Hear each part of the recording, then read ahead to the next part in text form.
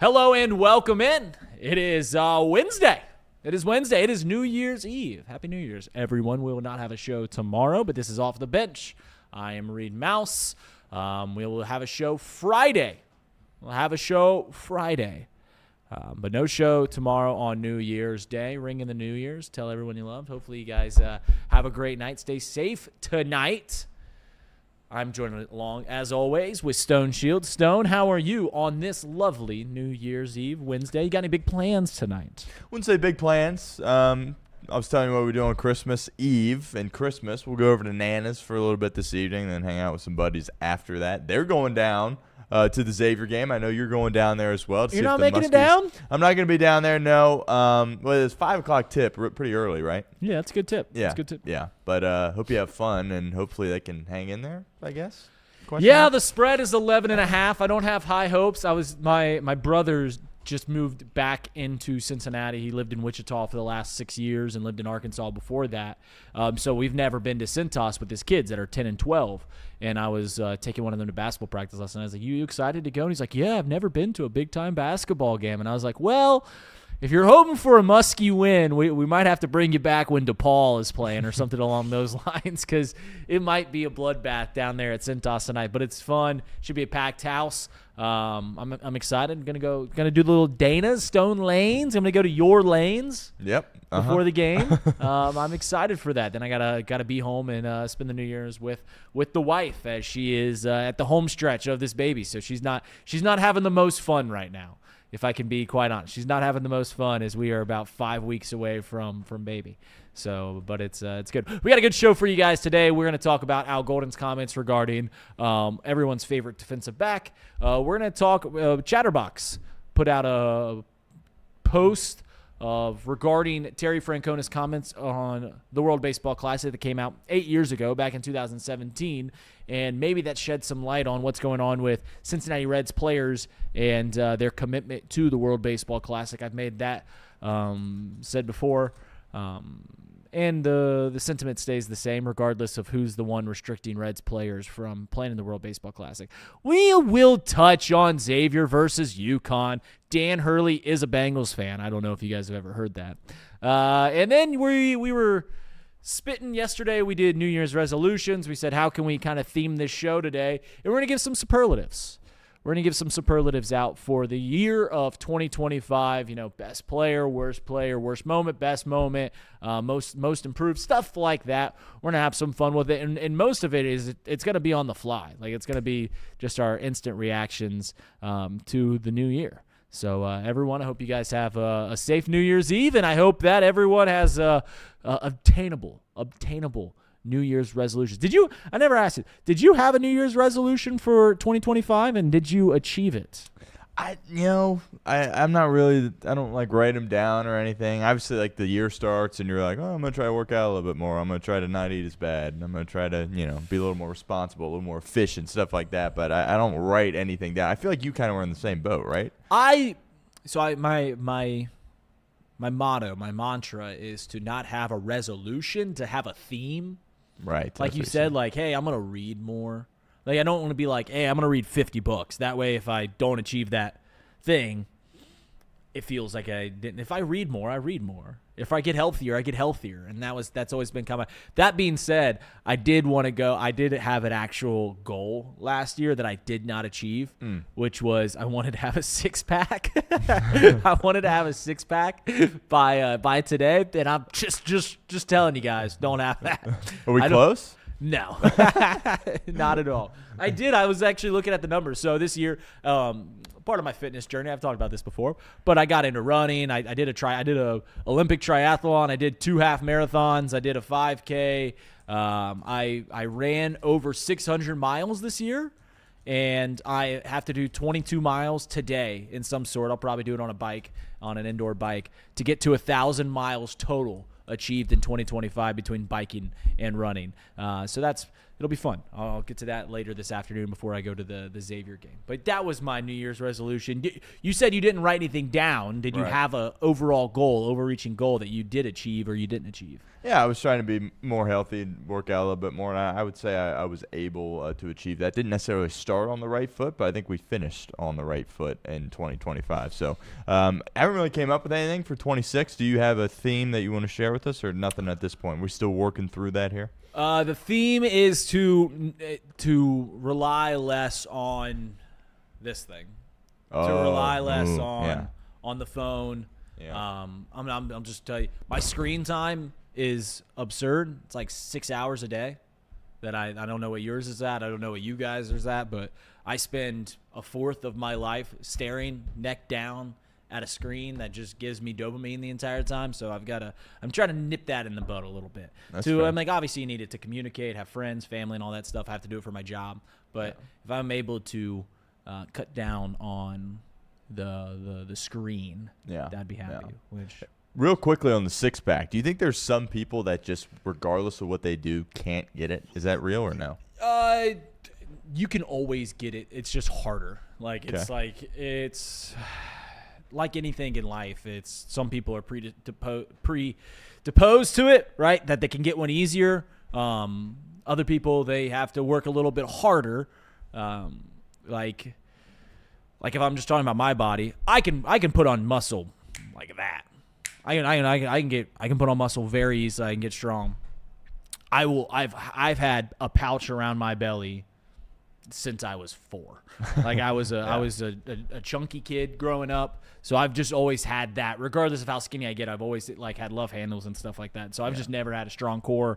But yes, it's certainly easier to have one than others, but it's like everyone knows this. It's about what you eat. It's not about what you do necessarily. It's got to be the combination of the both. Like if in terms of fitness, like eating's like 80% of the game.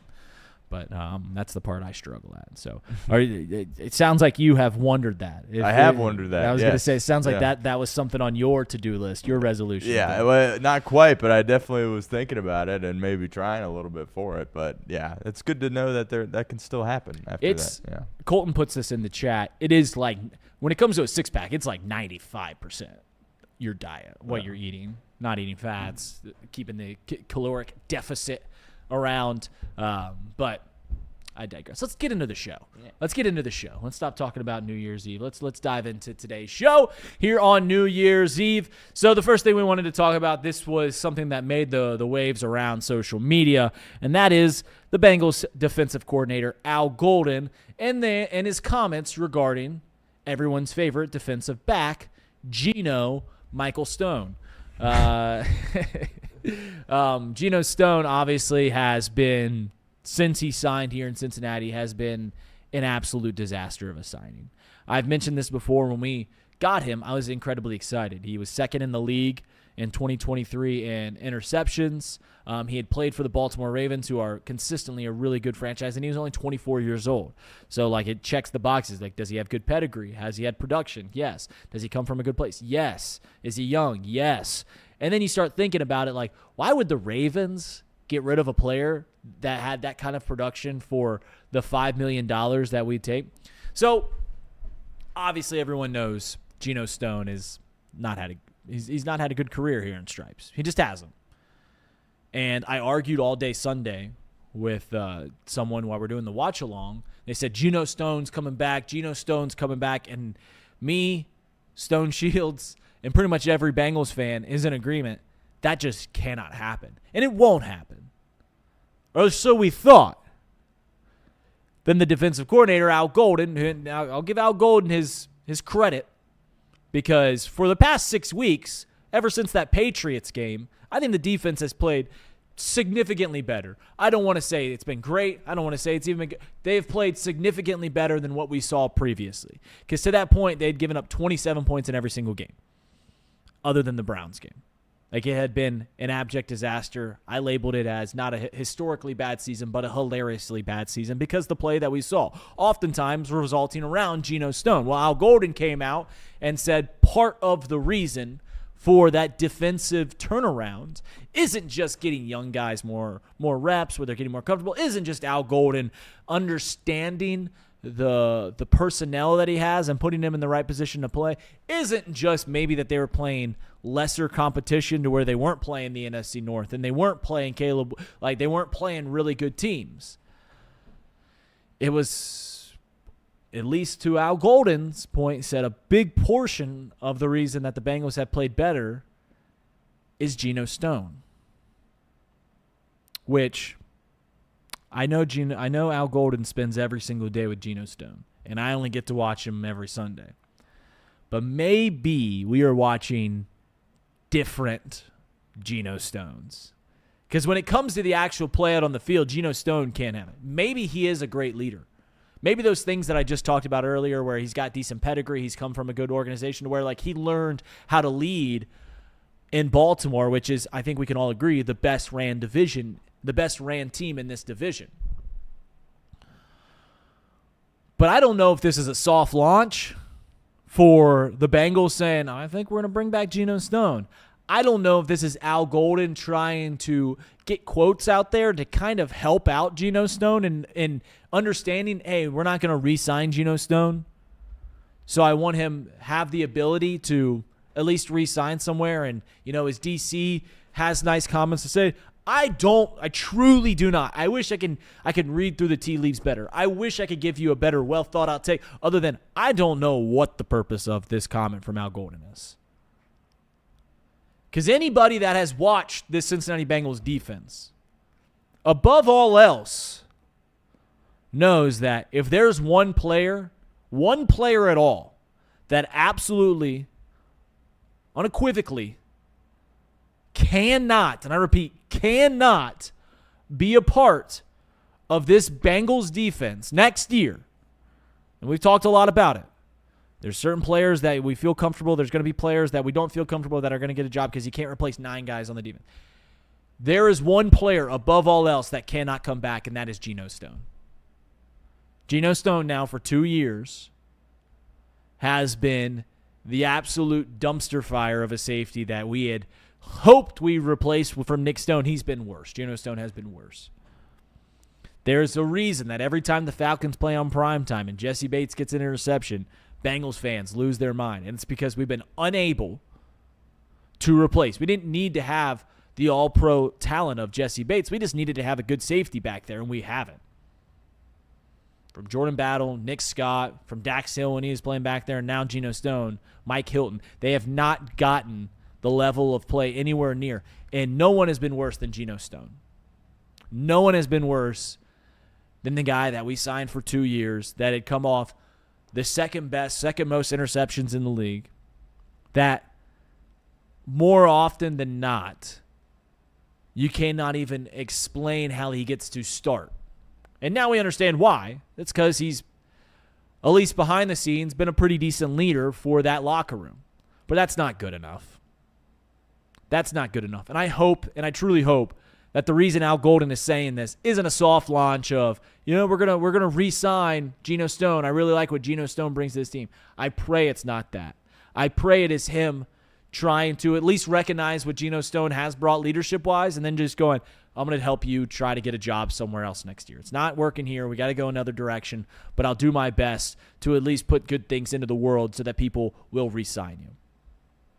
Stone, as we are trying to read through the tea leaves of this Al Golden, it took everyone back. Yeah. It took everyone back to hear the defensive coordinator say the player that we all watch is the worst player on the field, the worst player that we've seen, and doesn't have an excuse like to where Barrett Carter and Demetrius Knight go, at least they're rookies. Shamar Stewart, at least he's a rookie. Those players get at least a little bit of an excuse. Geno Stone he's been in the league for 5 years now. He's on his second contract with his second team, and it's not been good. I don't know if you have an opinion on what Al Golden was attempting to do with these comments. My gut would say that he understands. These coaches sit there and they say, we got a wall around us. We have no idea what the outside noise is like. I think a lot of that's borderline malarkey, right? I think they know, right, what people are saying. And there hasn't been a player that I can remember in recent memory that has really gotten attacked like Geno Stone has here in Cincinnati. There's certainly a list of guys you could throw in there, but it's been pretty bad for Geno Stone as far as the fan base goes, and I'm sure he's getting threats and just awful stuff probably is headed his direction. That's probably Al Golden trying to show his support for him and basically say that, look, he's been working his butt off. He helps us from a communication standpoint there on the back end and, appreciates his effort. Because I think it'd be easy for Geno to be like, you know what, this is rough. Everybody here doesn't like me. We stink. We're not going to the playoffs. Like, let me just sit down and hopefully find greener pastures next year. Credit to him. He's been able to continue to work hard. We question his effort from time to time, frequently, I would say, there on the defense. But I think this is Al just trying to show a little bit of support for him, say how much he appreciates him kind of riding through this, and it's been rough for him, and he's been getting attacked, and he shows up to work each and every day. And, the communication thing is interesting because we've all been wondering, like, try Tyson Anderson, try one of these young guys. By the way, Tyson Anderson played at the end of the Cardinals game, and that was not good, so maybe that's why Geno Stone has still gotten all the snaps that he has. But it's hard for us to tell. Like, we watch a lot of football and we love football, but you and I aren't football people. Like, is he really helping guide the defense back there? I don't know. We just see the poor tackling and him getting beat over the top and, being late to, come try to make a play. So I think it's just him showing his support for a player that's kind of, battled through the whole year, has been available, deserves some credit for that. But yeah, it would be a nightmare situation if he was back on this team next year. In any regard, by the way. Right. Like, it's a nightmare situation if he's even, like, you bring him back and you say he's a rotational piece. Like if you bring him back and you say that, right. That's a nightmare. Like, he's gone. Like, he's got to be gone. And Colton Melman just put this in the chat, and I think this is a really good point. There's two ways to lead. There are two ways to lead in an organization, on a sports team. Anyway, you can lead by vocally, call these vocal leaders, right? The hoorahs and they get it. And there's a place for that. There is a place for that. But as we all know, anyone that's ever been a part of any organization ever that's had good leadership, the best leaders are those that lead by example and show you, like, hey, this is how we go about business here. And the example that Geno Stone lays out on the field is not good enough. That leading by example. He can be the hoorah guy. He can rile everyone up on the sideline. He can do it in practice and all that. When it comes to actually playing, that's not leadership. That's not good enough to say this. So I think you and I are in agreement. I think you and I have the same opinion that Al Golden, in an attempt, and one thing that we've always done well, at least in the Zach Taylor era of this Bengals team, is they've constantly, gassed up their own players. You've got to instill confidence in your players. And I think that's all this is for Al. I think this is him just simply saying, hey, you've kind of been run through it here in town. Hey, I know you're not the most popular player that this city's ever seen. And to his and much against Geno Stone, part of it is we are so jaded by the Jesse Bates situation that happened. We had an all-pro safety that they decided not to pay. And he goes to Atlanta. Atlanta hasn't been good, but Jesse Bates has, and we have been unable to. So, like, Geno Stone is playing against a stacked deck in that regard. Like, he's going to be compared to Jesse Bates, which he was never going to live up to that. But point blank, if Geno Stone is on this team next year, everything that I've said now for the last week and a half about that I am confident going into this offseason, the Bengals can get it right because they have so much money and they have so little focus other than just getting that defense better. If one of the options and one of the solutions to making this defense better is bringing back Geno Stone in even a rotational role, is not good enough. And I respect Al Golden for instilling some confidence into his team, but this better be just him trying to speak some good things into the ether and get Geno Stone a job somewhere else in the National Football League next year. I hope that's all it is. And obviously build up his confidence. But if it was what I dread it is an actual, like, hey, we're going to bring back Geno Stone. We like what he brings to this team next year. I don't know. I mean, they could bring in 5 fantastic players this offseason, and still it would feel incredibly off-putting to have Geno Stone playing safety next year. So it cannot happen. Just cannot happen. And even better, I don't think it will happen, regardless of what Al Golden said this week, because it's not a viable option. It's just not. It just isn't. All right. So the other thing we wanted to talk about, Chatterbox put this up yesterday morning, in our Discord. Host of Chatterbox Reds and one of the hardest working men that I know, Nick Kirby, put in these comments from Terry Francona from back in 2017 when he was the manager of the Cleveland Guardians. And it said, and he's just kind of critical of the World Baseball Classic and the timing. I've talked about this topic before. The World Baseball Classic, whether you guys baseball fans realize it or not, is going to continue to grow. It's finally got some serious traction. The first one was back in 2006, and it took some time, took a few tournaments, but between the star of Shohei Ohtani in Japan and Americans taking it seriously because they didn't win the first three. I think their first one they did win was around 2017. I don't have that off the top of my head. But it's going to continue to grow because people are taking it more seriously, and players want to play in it. They want to compete in it. But Terry Francona back in 2017 said that he questioned the timing, and that is true. It's played in March when all these players are gearing up for the season normally, typically in spring training. And you're pulling these players away from their team, and you're telling them, like, hey, where it's kind of take it easy. You know, we play 28 games in spring training in February. You'll go out there. You'll play the field for 4 innings. You'll get 2 at-bats, and we'll pull you. Don't do anything. Like, don't be diving for the ball. Don't be doing anything that can get you hurt. Don't stress anything. If you're a little banged up, we'll sit you aside and we'll make sure you're fully go. We just don't want anyone. We want to gear you up for the season, but we don't want to put any stress on your body. And instead, we're playing this World Baseball Classic, which is very competitive. Teams literally playing for their flag. Teams literally playing for their country. And they're saying, hey, we're going to gear it up. And we've seen injuries now. I mentioned it in the last World Baseball Classic. Edwin Diaz, closer for the Mets, coming off his best best season of his career, and a Mets team that looked to compete, got hurt, missed the season. Jose Altuve, one of the true stars of this game. If he didn't have the whole controversy when the Astros cheating scandal, he'd be a shoo-in Hall of Famer. Gets hurt, breaks his ankle, misses months.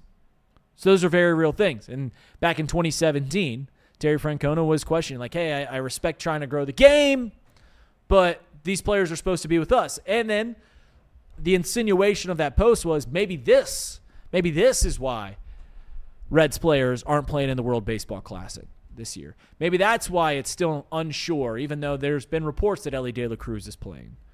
Of course, he committed to the team. Then it said he wasn't committed to the team. There's several beat writers here in town that say he is playing for the team, but it's still not addressed fully. And there's the tournament's not till March, so plenty of time to figure that one out. But maybe it's Terry Francona the reason that some of these players. Hunter Greene says he doesn't want to pitch for Team USA. Noelvi Marte playing for the DR. Like, there's players that could play in the World Baseball Classic for the Reds. And let me just point it out there, and I don't care. I don't care whether it's Nick Krall, Bob Castellini, Terry Francona, or the ghost of Marge Schott. I don't care who's telling, if they are telling, because they're legally not allowed to. It is punishable by the MLB, because this is a tournament the MLB is putting on.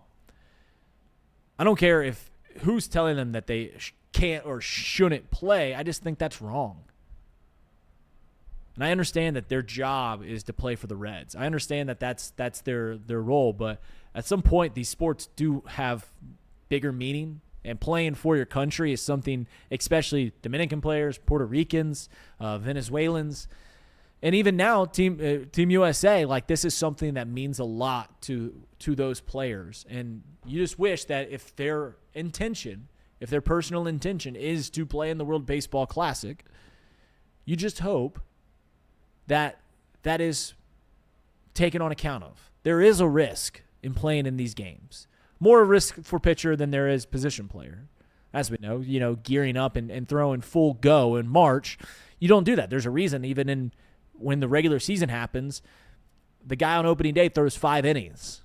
Even if he's one hit, shutout baseball. You don't throw him out there in the 6th or 7th.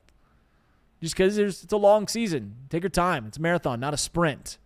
So there is legitimate strain that can be put on an elbow, can be put on a shoulder for pitchers, guys like Hunter Greene. And there's, as we mentioned, Jose Altuve broke his I think it was his ankle. I forget if it was his ankle or his shin. Missed months. There's risk, but I also think that the risks aren't huge. You can get hurt in a spring training game. We've seen it. I think it was TJ Friedel missed time. Diving for a ball in a spring training game. This happens too. You can get hurt playing the game. Can't play scared. That's right, Stone. So I don't care who's responsible. If there is someone in the organization telling them they cannot play, I just think it's wrong. I get that it's best for the organization to play. But if these players want to be human beings and represent their country and with their God-given talents and what they were put on this earth to do, that is something special, and it only comes around every few years. So they should be able to play. Stone, I don't know if you have an opinion. This is kind of we've rehashed this before. Yeah. About the team, whether it be Nick Krall, Terry Francona, preventing players from playing, which is illegal. And right. and we're just reading it, but I don't know if there's any Reds players that are slated to play in it thus far. Ellie De La Cruz is the only one that's even been brought up. So I don't know if you have an opinion on Terry Francona deliberately saying, hey, you can't play in this. You shouldn't play in this. You should be with your team. Yeah, I think I get it from the perspective of the organization, right? I mean, you play 162 games. That's like a large chunk of the calendar year, right? And if you're going to go play more baseball on top of that, that's not, of course, including the postseason either. That's a heck of a lot of baseball. And to your point, injuries very well could happen, and we've seen it in the WBC most recently with Diaz. So I get it from the perspective of the organization, but at the end of the day, if the player really wants to play, they should be allowed to play. And we've heard that Ellie, there's nothing really been official, but we were talking to Gordon Whitmire, and he was like, yeah, my understanding is that Ellie is going to play in the WBC. He should be allowed to play. And then, as a fan, you just have your fingers crossed that everything's fine and nothing goes wrong. It's a little bit different for a position player, as we've talked about a lot. The risk of injury is different. Correct. Yeah, like if Hunter Greene was going, I'd be like, well, this guy gets hurt all the time, and he's a pitcher. Like, what are we doing?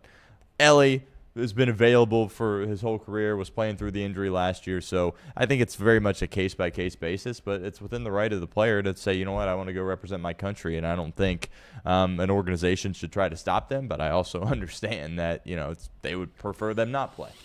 Yeah, it's the best way I can say it is like, listen, I'm not a parent yet, but I imagine when you're a parent of a 17-year-old, and he tells you, hey, I'm going to go to this party on Friday night. Deep down, you don't want him to go. Deep down, you're like, I don't know. It seems like a bad idea, but it's good for him, right? It's good. It's good for him or her to make their own decisions in the world, and there is risk, obviously, that is involved with all that stuff. But you just take it. You just take it, and you pray that it all works out. And I'll also say this about when it comes to position players. There is legitimate something to gain by playing in the World Baseball Classic. Like, these are big impact at bats to where, the DR could be, if Ellie plays for the DR, could be competing in the semifinals or the championship and playing meaningful games, like maybe the most meaningful games he'll play for a long time, and getting high impact at bats. Like, that's something that can learn and can kind of get you ready. And I know we saw Trey Turner. So the last World Baseball Classic, Trey Turner dubbed Captain America, right? Because he was hitting grand slams in the World Baseball Classic, and then he comes back, plays for the Phillies, and for the first 2 months in his Phillies tenure was really bad. He's eventually sorted it out. But, I mean, it's baseball. Things like that happen all the time. I just think it is a growing event. It has the capabilities to continue to grow this sport. I'll give a shout-out to Rob Manfred. I know this wasn't his brain baby. It was Bud Selig's because it started in 2006. But Rob Manfred, time and time again, has put things to grow the game of baseball that I think a lot of baseball fans don't want to acknowledge how good of a job Rob Manfred's, because he has quotes like the Houston Astros scandal when he said, am I going to just take it's just a piece of metal or whatever he said regarding the Commissioner's Trophy, the World Series trophy, which, by the way, hate to tell you guys, it is just a piece of metal. The championship, is the games. Like, those are the memories that you get. We don't get the it is just a piece of metal just to commemorate it. So I'll defend Rob Manfred there, but he gets a lot of flack. He deserves a lot of credit for the way that he's grown this game. And World Baseball Classic is at the forefront of why this sport seems to be doing a lot of things right. Because you just wait in March and we'll be right on the precipice of March Madness and college basketball. Maybe we should touch on college basketball on Friday because, there is some weird stuff going on, and the coaches are not happy. But we'll be on the precipice of the college basketball tournament, and the World Baseball Classic will be awesome. It'll be really, really fun. And I hope someday I get to go down and watch a big game, like the DR versus America or Japan versus America or something along those lines, because that'd be a blast. All right, we're going to touch briefly, we're going to talk about Xavier. UConn Xavier will host the number 4 team in the country tonight, the University of Connecticut. They are 11.5-point underdogs. Stone's best friends will be there, including myself. So it'll be a lot of fun going down there. I don't know if anyone's going down there, but I'll see you at Dana Gardens before the game. I think we all know that Xavier is going to have a rough year. I think we all know that the Big East at the best, if you take a look at this Big East season, and at the very best, we're looking at Xavier getting 500. Like, that is the absolute peak of what they'll be able to do this year. And tonight might get ugly. But I am reminded of the last time I went down to the Centos Center and UConn, then the number 2 team in the country, undefeated. And Xavier was 10-point underdogs. Last time I went down, the old Muskies put a little whooping on them. I'm not saying I'm just saying it might happen again tonight. Are you going to take the Huskies -11 or are you going to take the Muskies +11? Probably neither. Honestly, probably neither. But I was a little surprised when I saw the line. I think it speaks to Cintas being a tough place to play. I thought it was going to be higher. I thought it'd be around 15. Honestly, really? Yeah. So we'll see. I mean, UConn is as good as a couple of years ago. That's a really good team.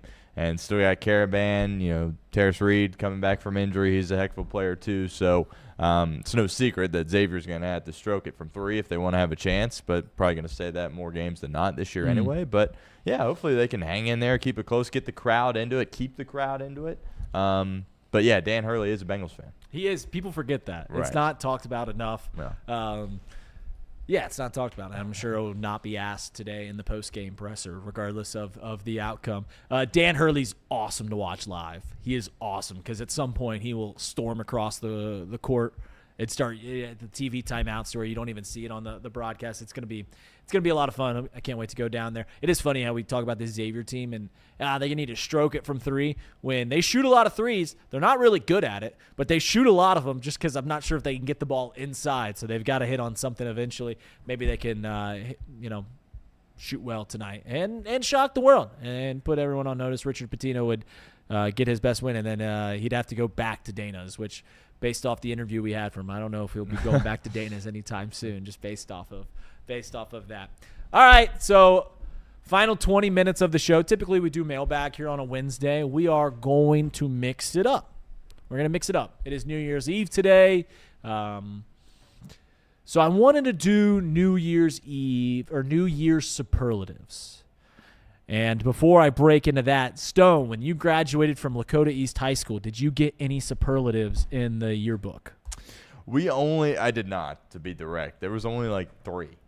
But no, I did not. I kind of was hoping because, I remember it was like my parents would talk about there was a ton of them, but we had 4, and they were all pretty lame too. But were they most likely to succeed and stuff like that? No, there was the cutest couple. Obviously, that was one of them.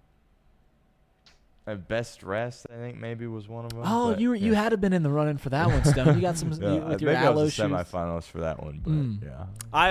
I went to a smaller school than Lakota East. I got 3 superlatives. Oh, wow. I got 3 superlatives. I got one was best car. I had a 2006 Mustang V6 coupe. It rocked. I was the 3rd person in my family to have that. I did not take the best care of that thing. By the time I sold that was tough. But I had best car. I had most likely to be a comedian. Does that fit? Checks out. Okay. Yeah. Okay. And I also got best at getting out of trouble, which based on my demerit record, based on how many detentions and Saturday schools I had, and I had 1 in-school suspension, based on all of that, I'm not sure if I was good at getting out of trouble. Maybe it was just an accumulative award for how much trouble I eventually did get in. So I don't know how good I was getting out of demerits, but I was certainly good at getting them. But let's do this year's superlatives in 2025 Cincinnati sports, and we will start it off with best moment of the season or best moment of the year. That's the superlative I'm going to go with here. So what in 2025 was your favorite moment from Cincinnati sports? Obviously, I'm not the biggest Reds fan. So it was hard for me to talk about their playoff run or any big moment there. I almost went Xavier winning at the first 4 in UD. I was there. That was an awesome moment. But when I thought about what was my favorite moment this year when it came to the Bengals, Xavier, it was slim pickings at times. I could have said Xavier beating UC at home. But I ended up going with the Thursday night football game, Joe Flacco's second start as the Cincinnati Bengals quarterback, and just completely dominating the Pittsburgh Steelers in front of everyone. If you know me, you know my least favorite sports team ever is the Pittsburgh Steelers. And the way that Joe Flacco completely dissected the Pittsburgh Steelers and that lauded defense of theirs was absolutely awesome. I almost did Joe Burrow on Thanksgiving against the Ravens, but I just thought about which team I hated more, and I hate the Steelers more. So I went with Joe Flacco. My best moment of the year was Joe Flacco completely picking apart the Pittsburgh Steelers on Thursday Night Football. Stone, your best moment of the year.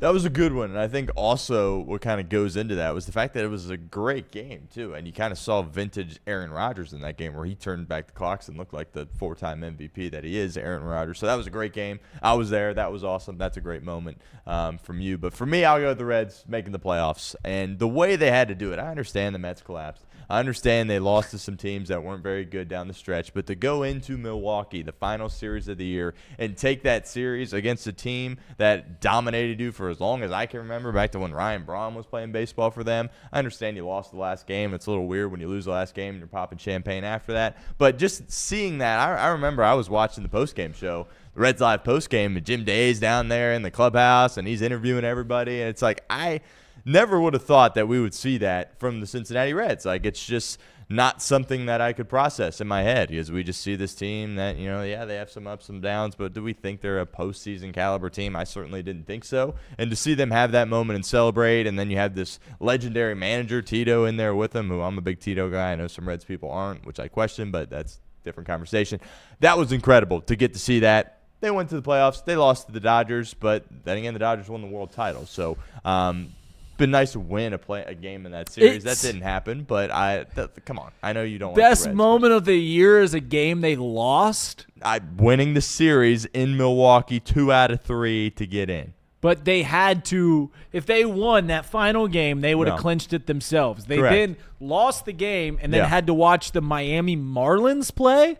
I think. Well, the game was actually finishing up at the same time, so they didn't. They could pretty much just start celebrating right away. But best moment of the year is a game they lost. No, come on. I mean, not a single. I guess you it said was moment when they in clinched time. the postseason. Yeah, they lost that moment in game. time. But the series, 2 out of 3 against Milwaukee, incredible. You're just a hater. I am not a hater. You're just a hater. I am not a hater. Not at all. Not at all. Maybe a little bit. Let's go. Let's flip it over to worst moments of the year. And I don't want to steal. I'll take most of these first. I don't want to steal your thunder. But what did you think was the worst moment of the year? I know we talked a little bit pre-show, and I think I'll let you take this one. Okay, yeah, I mean, Burrow going down, I think, is, if you're a Cincinnati sports fan, that's got to be it. Look at the expectation level was so high coming in. After the performance last year offensively, you're like, well, the defense, we had this new coordinator, got some draft picks, some young guys, don't know how it's going to work out. Obviously, it didn't work out well, but there was so much hope, and they won. That's another thing that people forget. Is like they won that first game. I think a lot of people were like, yeah, we'll probably go to Cleveland and lose that game, and then we'll have to, be behind the 8 ball. That didn't happen. You were 1-0. You were roaring. The Ballyboo Bengals or whatever the heck you say were roaring. And then he goes down, and, it's a toe too, which obviously you'd rather it be a toe and something that he could come back from. But it's like just such a small thing, and you're like, man, just kind of feels like you're cursed there in that moment. And they showed some things offensively throughout the season with Joe Flacco, but we all know when 9's not out there, there's no shot. And that was obviously the worst moment.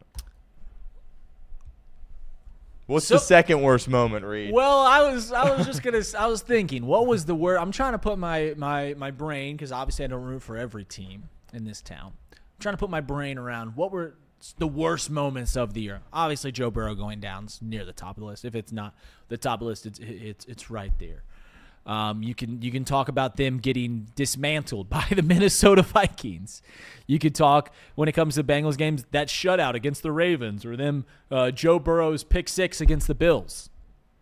When it comes to the Reds, you can talk about them losing both games in L.A., down at Chavez Ravine, their first playoff games. But when I think about what the worst moment is of the year for Cincinnati fans, I'm recalled to Memorial Weekend, final weekend in May. A team from the north side of Chicago came into town, and it was a close game. It was a really close game. What happened right in the middle, a little later in the game, some guy that everyone in Cincinnati seems to hate, Pete Crow Armstrong, just peppered a ball off the top of that foul pole for a grand slam to take the lead. That's got to be the worst moment in Cincinnati this year. Do you think so? Do you remember that moment? I do. I thought it was in – so it was in May? It was in May, Memorial Weekend. Was it like a high-scoring game? It was. Okay. I think that made it 9. That was like the 9th run, but yeah. But did we have a big lead early? Yes. And then Yes. Yeah, I do remember that. I was thinking it was in June or July for some reason. Let me pull up the exact moment. PCA Grand Slam. Yeah. Reds. And the game was on May 23rd. The final score was 13-6. And yes, the Reds had a big lead. PCA had, I think that was the second home run of the game. He had a 2-run shot earlier in the game. That had to have been the worst moment for you guys this year. How do you feel that Craig Counsell's your manager? That guy's the worst. Craig Counsell? What's bad about Craig Counsell? Oh, he's awful. He's awful. Just an awful guy. Sore loser. Sore loser? Yeah, chokes in the playoffs. Man. Had a weird batting stance. Chokes in the playoffs. I'm pretty sure he scored the game-winning run, right? Or he had the game-winning hit in the World Series, 2001 World Series. Maybe it was Jay Bell. He was on the Diamondbacks in the 2001 World Series and went to Game 7. Chokes in the playoffs. As a manager, well, yeah, he managed the Brewers. They don't ever compete ever in the postseason. They are a loser franchise. They've won one pennant. They've never won the National League pennant. Yeah, now he's in Winterland. They're called the lovable winners on the north side for a reason. All right, let's go. I don't want to do best player. I want to do that last. I don't want to do that next. So we'll go to newcomer of the year.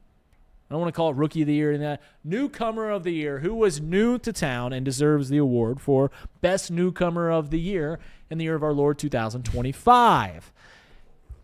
And I'm going to go with Terry Francona. I know that a lot of people hate him in this town because he doesn't seem to do the analytic things that a small market team has to do to consistently compete, although worked pretty good for another small market team that he managed. But I don't know what else you can say. A team that hadn't made the postseason since 2023 or 2013 in a full season. Terry Francona, proven winner, comes into town, and everyone hates everything he does. They can't believe the lineup. They can't believe the managerial moves. And what happens for the first time since 2013, the Reds make the postseason. And yeah, it kind of fell in their lap, as I mentioned earlier. It took the Mets completely collapsing. You lose on the final game of the year, and you still make the postseason. But they made the postseason. there's a direct correlation. I'm not saying it's causation, but there's a direct correlation between Terry Francona coming into Cincinnati and the Reds making the postseason. So best newcomer of the year, I'm giving it to Tito, Terry Francona. Best newcomer of the year. I'll go friend of the show, Richard Pitino. Okay. I'll go Richard Pitino here. Getting him, I think it was an upgrade. Now, I was never a Sean Miller guy, but I was like, yeah, get rid of him and you get Pitino? Absolutely. We talked about this yesterday. Pitino was a longtime head coach at Minnesota. That didn't go great. Hard to win at Minnesota. Big Ten, you don't have as much money as some of the other schools. Very, very difficult. But he's Rick Pitino's son, and clearly he knows what he's doing, and there's going to be a window here. It's not this year. Right? Got to have a little patience with him, but there's going to be a window here. There's about 4 or 5 years before he takes another big job where you can make something happen if you're Xavier. And I think that the exit of Sean Miller went about as good as you could have hoped. If you're Xavier, you get Pitino, you continue to dominate the crosstown shootout. So it's going to be we'll see. Maybe he'll surprise some people, hang in there tonight, knock off some other Big East teams, but that's a heck of a hire, and I'll give it to Richard Pitino, a friend of the show. That's right, friend of the show. I was trying to think of some other newcomers that could also be considered for this. There was no real rookies this year for the Bengals that got you excited. Obviously, Shamar Stewart has not been good. The linebackers haven't been good. So any newcomer for the Bengals is, TJ Slayton wasn't good. It hadn't been good for them. Dalton Reisner, I guess, has been okay when he has started. I go to the Reds. Chase Burns came in, joined the team this year. It was slim pickings when it came to newcomer of the year. Yeah. It was slim pickings when it came to newcomer of the year. So, Terry Francona, Richard Pitino, and I'm as a Xavier fan, I'm really excited about where this team's going. All right, we will start with most disappointing season. Most disappointing player or of the team? Year. I'll let you take it how you want to take Okay. it. I'll let you take it how you want to take it. We'll just say most disappointing. And where I'm going to go, and it may be a little hard, but it's hard to go anywhere else other than Matt McClain. I know that he had come off season-ending injury the year prior. I know that he had a lot of pressure. And as I mentioned, the Reds, if they're going to be good, it's got to come from internally. And when I mean internally, they're going to need Matt McClain to turn into the player that he was 2 years ago, back in 2023. But Matt McClain this season, he batted .220, had a .300 on-base percentage, had an OPS of .643. He hit 15 home runs, which is nice, stole 18 bases, but quite simply, in 150 games, turned it around late, had a decent second half, but just was nowhere near the player the Reds needed him to be to make some noise in the postseason. Not just make the postseason, but make some noise. And I am confident. The reason this is disappointing is because I am confident. If that's the player that we expected Matt McClain to be, then he wouldn't be considered for this. We're not putting Santiago Espinal in this. I'm confident Matt McClain will be a really good player in this league. I'm confident Matt McClain will be a really good player for the Cincinnati Reds. But I think we can all agree that 2025 was disappointing for Matt McClain. Stone? Yeah, I'm going to go with a guy that's probably going to follow in your high school footsteps and win several of these superlatives. And I'm going to go with our good friend Duke Tobin. Because this year, right, and we're talking about the 23 class, all of a sudden a 23 class, that looks good. Need production right here, right now. And right here, right now, Duke Tobin's picks absolutely stink. Maybe in a few years when guys like Jamar Chase are no longer in their prime, what have you, the defense will be fine. But we need guys on defense that can go out and play competent football, and we haven't seen that. Complete failure this year in the draft as all these rookies. Fairchild, okay, he's starting, but clearly the weak link to the offensive line. You needed some production from your rookies here in year one. You did not get it. Most disappointing guy of the year, Duke Tobin. It's hard to argue that one. It really is, because as we mentioned several times on this show, and I'm sorry to rehash the same topics, but there's not much else you can say other than the Bengals need to draft better. They need to scout players better in free agency, because even the guys they brought in weren't good enough, like TJ Slayton, not good enough. Yeah, Duke Tobin, man, it's disappointing. I don't even know who else could be. Jamir Candelario You'd hope that he'd bounce back, but that was just abysmal from the get-go to where they just had to get rid of him. Jake Browning. That's a good one. That's a real – I mean, think about it. Back from 2023, the way that he played, I think if you would have asked all Bengals fans, hey, Joe Burrow gets banged up. I know he missed 9 games. Gets banged up for 4 games. Do you feel like Jake Browning can hold serve until Joe Burrow gets back? And I think we all would have said, yeah, just based off what we saw in 2023. He looked really good. Several 350-yard pass, several 330-yard passing games for Jake Browning. Now we saw dinking and dunking it, but it is disappointing what Jake Browning was able to do, to a point where they forced the hand that they had to go trade for Joe Flacco because it was just not good enough. The Vikings game, the Lions, it was just simply not good enough by Jake Browning. And it is sad that his career is likely over. It's sad that because if he would have just played anywhere near to the level he played in 2023, he probably could have been in this league for 12 years. But it's likely, if it's not over, it's close to being over.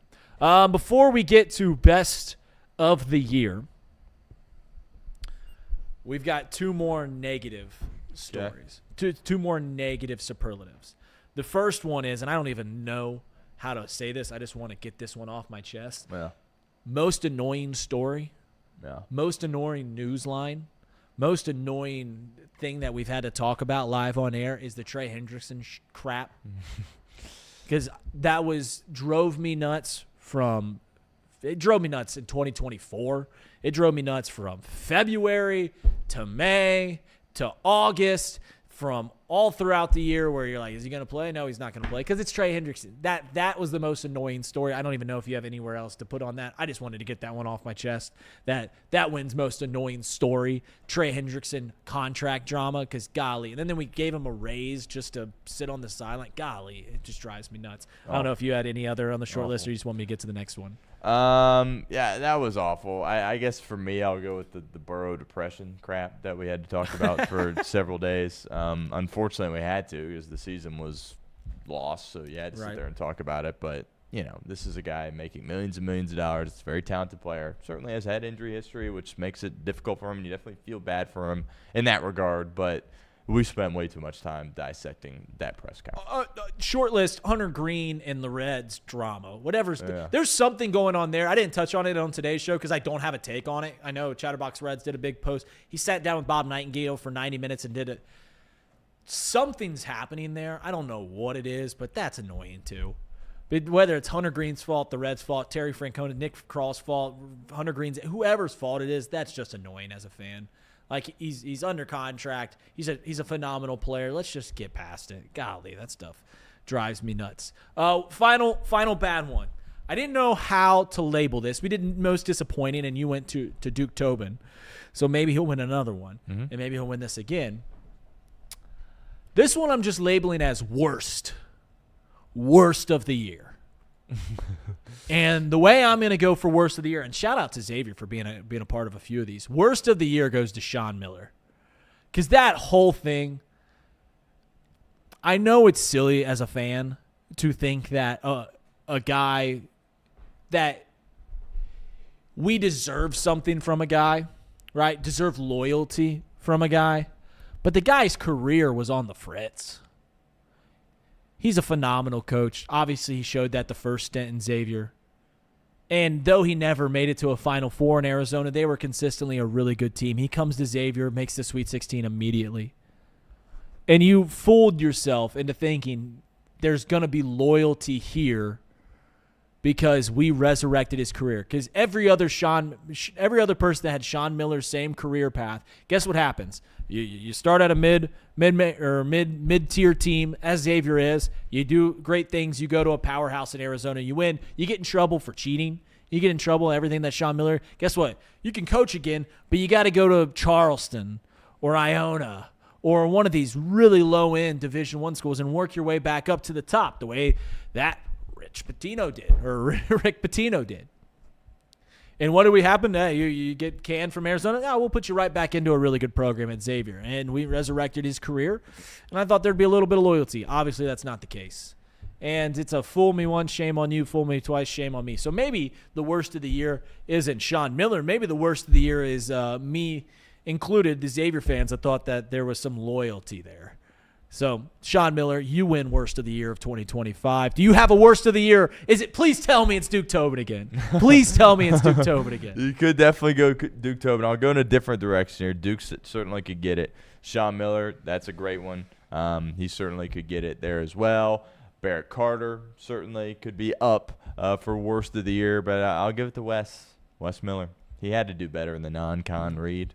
I mean, losing to Xavier again, right. Losing to Georgia, losing to Eastern Michigan at home, losing to Clemson. It's one thing if he was going to get dominated in the Big 12, that can happen, right? But you were favored in the majority of these games, and you looked horrible throughout the duration of all of them. You've had the most talented roster that you've ever had. It's just been a complete and utter disappointment. So he's got a ways to go. I mean, they got Houston on Saturday. That's going to be ugly. But I got to go with West. They might win. They might win. They might win. He's 0-9 against them, so I wouldn't count on it. Before I don't know if you have an interview, right? No, we're good. Keep it rolling. So only a few more minutes. I'm catching up on the chat, and they chimed in with a few worst topics of 2025. One of them is truly one of the. Trey Hendrickson was very annoying. T. Higgins. That's not just the worst topic of 2025. That was 2024 and 2023 too, to where we were talking about T. Higgins in the offseason. Around February, March, every single day for like 45 minutes, and there's nothing new you could have said about it. So I'm with you there when it was Kevin who said the daily obsession with T. Higgins was the most annoying. I'm with you there. Also, they commented on our constant feud about whether or not Joe Burrow should play or not. So I'll give you that one too, because that one was tired. But it was the reason that some of these topics get brought up is because there's not evolutions to the stories, but it's such a heated argument at times, and it did get a little like we did start like getting at each other a few times. Me and Stone did about whether Joe Burrow should play. Not that it even matters as long as he's healthy at the end of this game. But yeah, that was the most annoying. All right, we will now finish up the New Year's superlatives with best of the year. Best of the year. I'll let you take that however you want. I didn't want to do best player of the year. I didn't want to do, best executive of the year, because I think we, when it comes to executives, the de facto general managers in this town, we're not too happy. So I'll just do best of the year. And there's a couple names that I don't think are going to get recognized that should get recognized. I don't know where Stone's going to go with this. I already have mine. You could throw a guy like someone that I certainly will be Brandon Sorsby. Brandon Sorsby will not win the award, but he should be recognized because he had a fantastic year with Cincinnati Bearcats this year, to a point where he's going to get paid a lot of money to go play quarterback somewhere. So Brandon Sorsby, you don't win best of the year, but you get a little nomination here. Get a little nomination. I'll give you credit. I don't know if Jamar Chase is having a fantastic year. Doesn't have the touchdowns that he typically has, but Jamar Chase has once again proven that he's one of the elite wide receivers in the league, and someone who I've gone on record saying I think will be the best Cincinnati Bengal ever when it's all said and done. You could even throw a name like, I don't know, Hunter Greene. I know he missed a lot of starts. It was fantastic when he was out there. But the guy I'm going to go with for best of the year, and it's going to kill some of you guys because of all the airs, but it's Ellie De La Cruz. Ellie De La Cruz had a down year this year. He still hit 22 home runs and stole 37 bases. He still was one of the best shortstops in the league. And he once again cemented that even when he is down, even when he's not playing up to even when he's banged up for most of the year as he is the reason, one of the few true reasons, like Joe Burrow is with the Bengals, that gives you hope that this Reds team can do something special. Players like Ellie De La Cruz do not come around often. They do in Cincinnati because it seems like the Reds always have a Hall of Famer on the team. But players like Ellie De La Cruz do not come around often. I've made this point before. If Nick Kroll called up every GM in the league and said, I'll trade you Ellie De La Cruz for this player, you're maybe getting 5 no's across the league. Shohei Ohtani's a no. Bobby Witt Jr.'s a no. Is Gunnar Henderson still a no? Like the list is very, very small on no's when it comes to Ellie De La Cruz. And he didn't even have that great of a year. But he was still the best of the year here in Cincinnati because of how special of a player is. The tools, banged up, 22 home runs, 37 stolen bases, in a down year. Elliot De La Cruz wins best of the year. Who do you got, Stone? I got Joe Burrow's comeback on Thanksgiving. When he went down against Jacksonville, we speculated how awesome it would be if he could return that night, how great it would be, and I thought it lived up to everything you possibly could have imagined. He played not outstanding in the game, but played like Joe Burrow, I would say, for the most part. In the game, the energy was back, the vibes were back, the defense played great. Nobody in the country thought they would go into Baltimore and win. They didn't just go in and win. They went in and beat the crud out of them as well.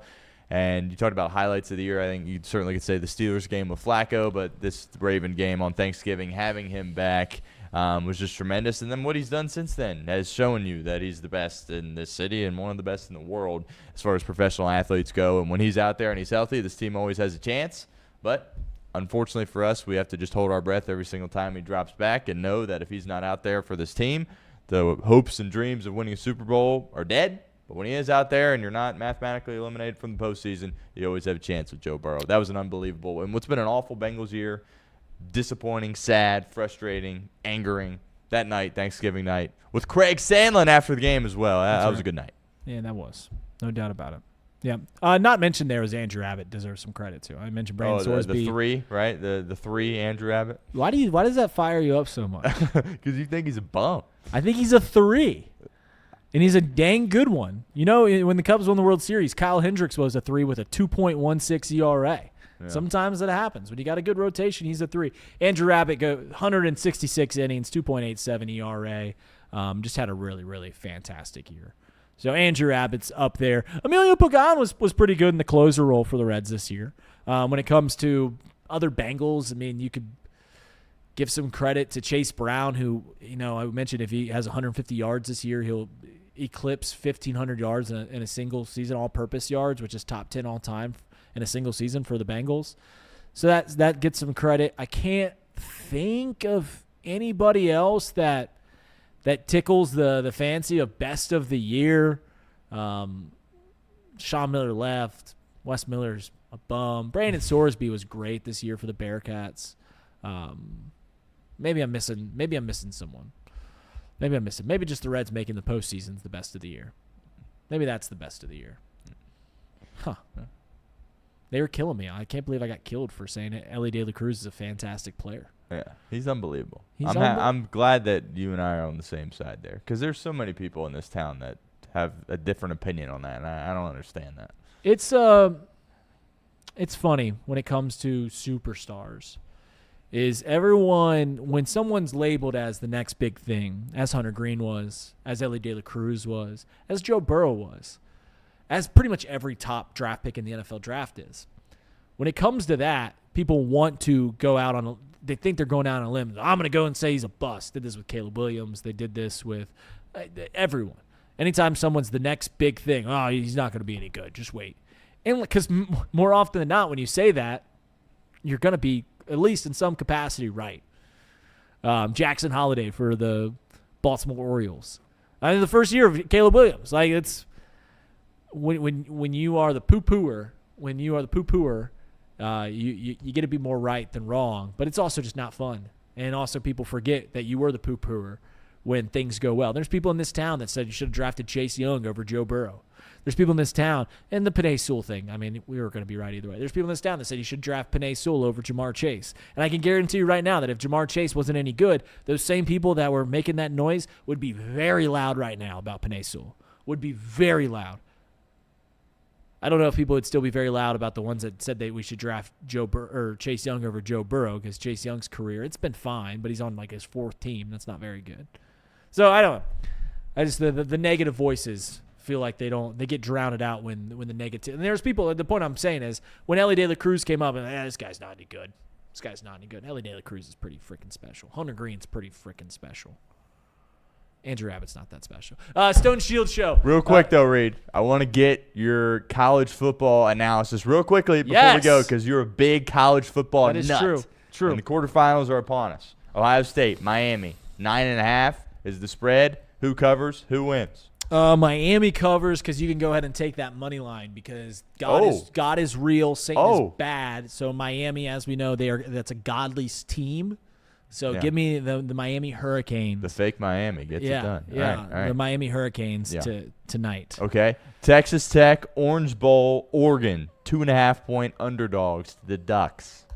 I will. I'll take the Ducks. I'll take the Ducks to win. cover 2.5. Ducks win, Ducks cover. Ducks win, Ducks cover. All right, keep it rolling. Rose Bowl, Pasadena, Alabama, 9 seed against the number 1 overall seed, Indiana Hoosiers. Lines moving. Last I looked, 7 in favor of the Hoosiers. Who wins? Who covers? I will take Indiana to win, Bama to cover. Okay.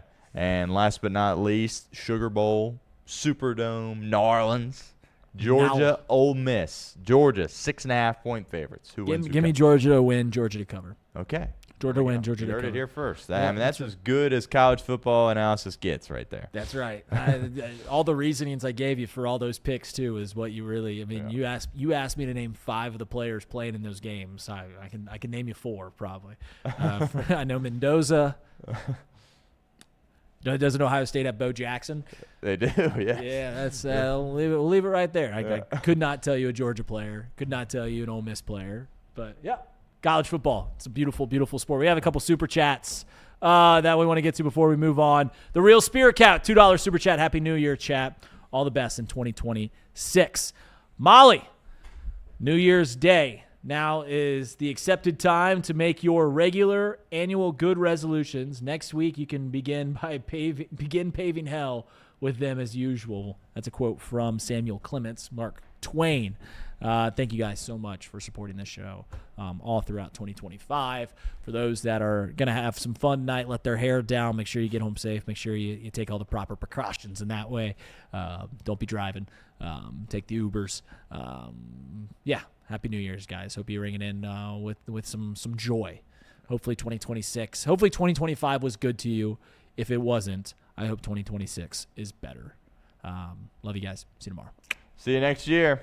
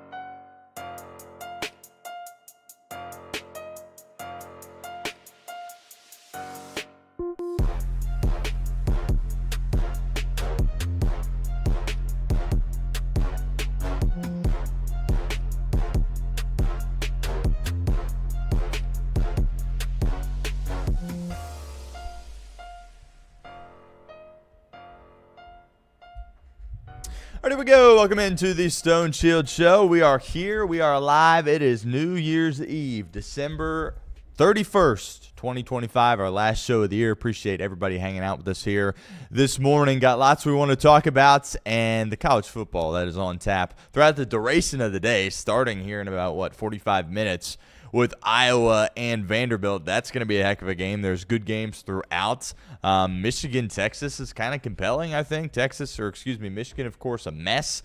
But, Bryce Underwood, he's going to play. Some starters certainly going to play, and we'll see what this team is made of. And see Arch Manning back in action again for Steve Sarkisian and the Longhorns, who came into the year as the #1 team in the country. Arch was supposedly going to be the guy that won the Heisman Trophy, was the first overall pick. Obviously, that did not culminate this year. Still lots of belief, in my opinion, that it could translate in years to come. But Michigan, Texas, two huge brands. Lots of turmoil, obviously, around the Michigan program. That's certainly a compelling game. And then tonight, the big one, New Year's Eve, I think, 7:30, 8 o'clock, I believe, is when they're going to kick it off. Down in Jerry's World, the Cotton Bowl, Ohio State and Miami. Really, really excited about that game. We're going to do an in-depth preview of that on today's show. We're going to go through all the college football playoff games. And if you're not a college football fan, this is your chance to hop on board because these games are going to be awesome. I don't anticipate maybe one blowouts, but I think all these games are going to be competitive, close, compelling, star power, big brands, and it should be awesome here. There's some tinkering, of course, that needs to be done with the college football playoff. Round 1, borderline disaster, would have been a disaster had the Friday night game, Alabama and Oklahoma, not been any good. But, having 2 Group of 5 teams in, that did not translate very well, and I don't think that really surprised many people at all. But the quarterfinals, these games are going to be incredible. 1 tonight, 3 tomorrow. Can't wait. We'll talk about all of them here on today's show. Also, we'll talk Cincinnati Bengals. We're going to kind of take this thing 2 different ways. We're going to talk about 2 different players in particular, one of which, of course, is Geno Stone. Al Golden, defensive coordinator for the Cincinnati Bengals, had some interesting comments, to say the least, about Geno Stone, his performance throughout the duration of the year, and more specifically over the course of the past month or 2, his performance at that safety position for Cincinnati. Puzzling comments from Al Golden. We'll break them down here on the show, and also talk about Amarius Mims. We bang on Duke Tobin all the time, rightfully so.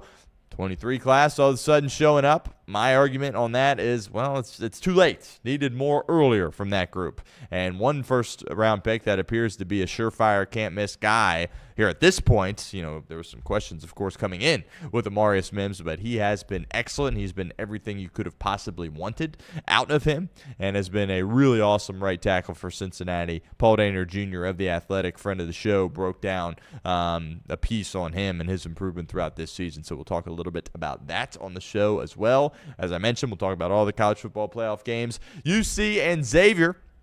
Xavier in action tonight. They got UConn. Top 5 team in the country. Really good lineup.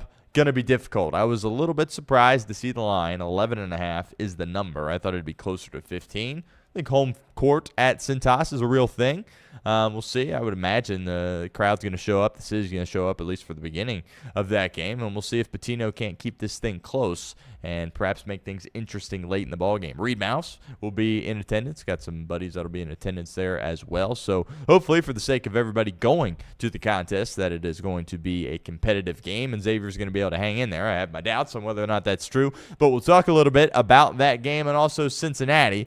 They beat Lipscomb, which nothing to really celebrate there. It was in Cincinnati, of course, 5th-3rd. Dominated the game. I think, that haven't really done that much this year against some, little sisters of the poor teams, maybe a handful of times. But for the most part, it's been very anxiety-ridden. And, of course, you have the embarrassing loss at home against Eastern Michigan. So I guess for the morale of the team, nice to pick up a win against Lipscomb, but guess who's coming to town on Saturday? That game will be on Fox, and it's Kelvin Sampson and the Houston Cougars. And you probably know this, but Wes Miller is 0-9 against Houston during his career here as the head coach of the Cincinnati Bearcats. That's not good, and I don't anticipate it changing. Did make some lineup changes, which about time. We were kind of waiting for that to happen. Abayev sitting down, coming off the bench, getting Buck Harris into the starting lineup along with Jizzle James. Seemed to work against Lipscomb. Have my doubts on whether it will work against Houston. We'll talk about that also. Marcus Freeman going to be staying at Notre Dame as the head coach. Gets a lot of buzz around NFL coaching circles and certainly all the big-time jobs in college football that come open there as well. But he is going to stick around. We'll talk about Notre Dame a little bit at the end of today's show if we have some time. As always, help us out. Like the stream if you're watching live. Hit that thumbs up icon. Subscribe to the channel here at Chatterbox. We are going after 22,000 subscribers here at the channel. Seen a lot of great growth here over the course of the past few months, but looking to continue that over the course of the next few. And obviously, Bengals season wrapping up, last game on Sunday, and then the Reds spring training, that's not going to start for a couple months either. So there's kind of a dead period here, but plan is we're still going to be here. We're going to have content each and every single day. Plenty to talk about, lots of draft, offseason topics for the Cincinnati Bengals. We'll turn a little bit more into basketball. Obviously, we talked about basketball here on the show, but maybe focus on that a little bit more there as well. Some Reds offseason stuff. So Bengals season dying down here with one more game, but the content is going to keep rolling your way. So help us out, subscribe, help us get to 22,000 followers here at Chatterbox Sports and continue to grow this thing on Off the Bench and, of course, my show as well, the 11 o'clock hour. Subscribe to the podcast as well. Leave us a rating, 5 stars. We would greatly appreciate that. Every single show, we understand we're live from 11 to noon here, so it's very difficult to watch live on a weekday. You're working, I understand that. But the podcast goes out later in the afternoon, so if you miss anything, check out the podcast wherever you get your podcast there as well. All right, let's start here with the Cincinnati Bengals. I want to start with Geno Stone and some comments that Al Golden made. And I want to tee this up by basically pointing out the obvious, and that is that Geno Stone, you could make the argument it's Barrett Carter, but he's one of the 2 worst players on this team, certainly one of the worst 2 starters on this team as well. And I've mentioned this several times on the show. I will never understand, looking back at the 2025 Cincinnati Bengals, why he played as many snaps as he did. Why? He had opportunity after opportunity after opportunity to be a starter on this team when it's not just bad play. The effort hasn't always been there from Geno Stone. When you are a bad tackler and you're just kind of lowering your shoulder and bumping into guys, that's not good, especially at the safety position. If you want to be a guy like that at corner and you cover well, fine. But at safety, you better be willing to tackle and you better be good at it, and Geno Stone is not. Hand up accountability. When the Bengals went out there in free agency and brought in Geno Stone, I was like, let's go, right? You need somebody to fill that void. Haven't been able to fill it, of course, since Jesse Bates left. He's balling still, and Atlanta had an incredible game once again against Matthew Stafford and the Los Angeles Rams on Monday Night Football. But I was all in. It was a 2-year deal. You know, it seemed like it was relatively team-friendly. I believe it was $14 million when he initially signed it a couple of off seasons ago. But also, all I had known about Geno Stone was his performance, for the most part, against the Cincinnati Bengals, and he was elite against the Bengals. Remember, he picked off Joe Burrow in one of those games at Paycor Stadium, basically won the game. It was in the red zone there as well. And it's like, oh, we get him on our team now? Let's go. Sign me up. But you also have to understand that he was a day 3 pick.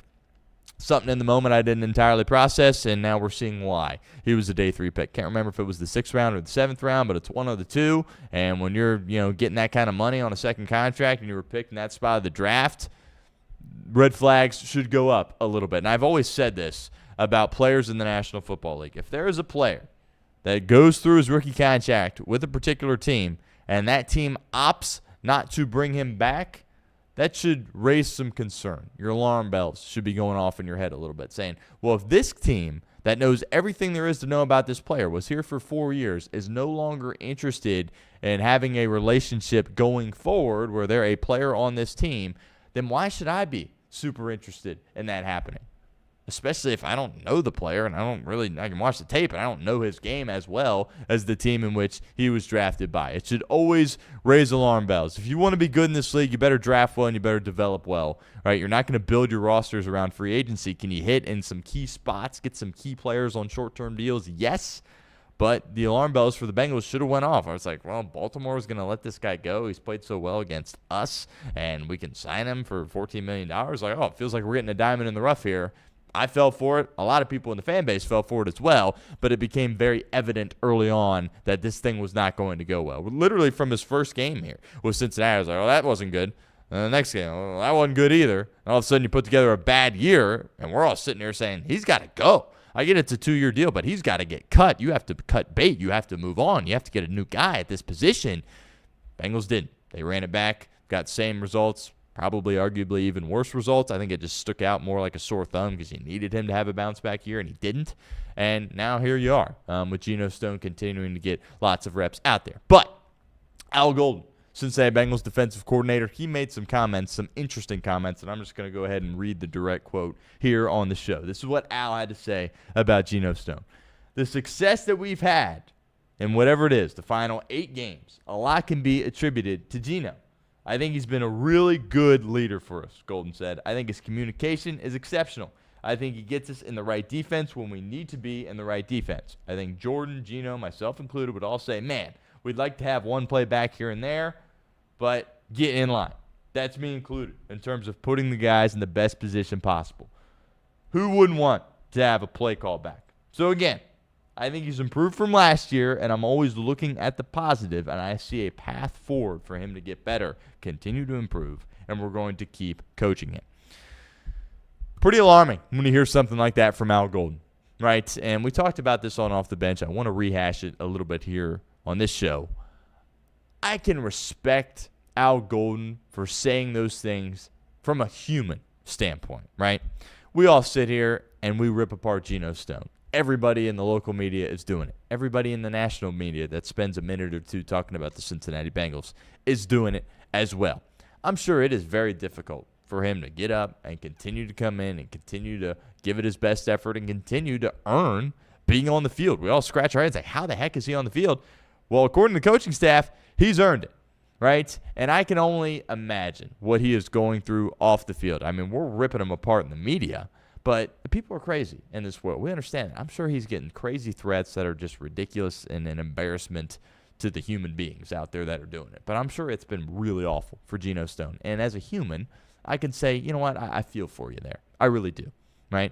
And Al Golden's probably trying to throw him a bit of a bone here and basically say that, you know what, he still has a chance in this league, right? Kind of giving a signal out there to the other 31 teams, like this guy can still play quality football and he can find a landing spot somewhere else at the end of this year. He appreciates his effort. And from a leadership perspective, directional standpoint, as far as, communicating and making sure guys are lined up in the right spots, maybe that is really valuable, because that's not the first time we've heard this about Geno Stone, right? Zach Taylor has said this in the past there as well, and people like you and me, and maybe there's some people out there watching that are football gurus. I love the game. I've been talking about the game, watch the game a lot, but look, I'm not a personnel, technique, coaching mastermind, right? I don't think many of us are. So maybe he is bringing great value when it comes to that. But for all of us that have just been watching the games, clearly the talent level is not there. And then a lot of times the effort level, right? Again, if you're just going to kind of run over to someone, lower the shoulder, kind of bump into them, that ain't acceptable at the safety position. And that's something we've seen from Geno Stone. So maybe this is just Al Golden sitting there saying, trying to get him another job for next year somewhere else, or appreciating all that he has gone through. Again, I'm sure it has been just a heck of a time for Geno Stone when he's out in public. I'm sure it is very awful and very difficult to deal with. But at the same time, that's kind of what you sign up for, right? If you want to play professional sports and you're going to be a professional athlete that is a starter somehow on a team and you're going to play that bad, it's going to be ugly for you. He's not getting the contract that Joe Burrow's getting, but he's still a millionaire, right? He's still making millions of dollars playing a game. That's just kind of what comes with the territory. But I would hope this is just Al Golden showing his appreciation for what Geno has been through this year, what he has done, his willingness to show up and continue to work despite the lack of success he has had.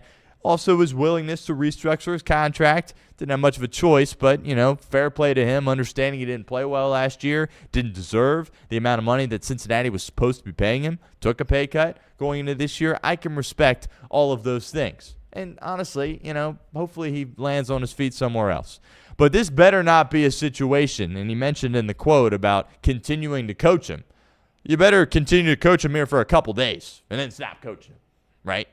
Because there's no world where he can be back on this roster next year. It can't happen. It can't happen. I don't care if it's a rotational role. I don't care if he's the last guy that makes the team and is just kind of not a starter, but he's on the team and he's on the bench. Can't happen. You have to cut bait. He has to be on a different team next year or be looking for a different profession if we want to be candid here, and you have to retool that room.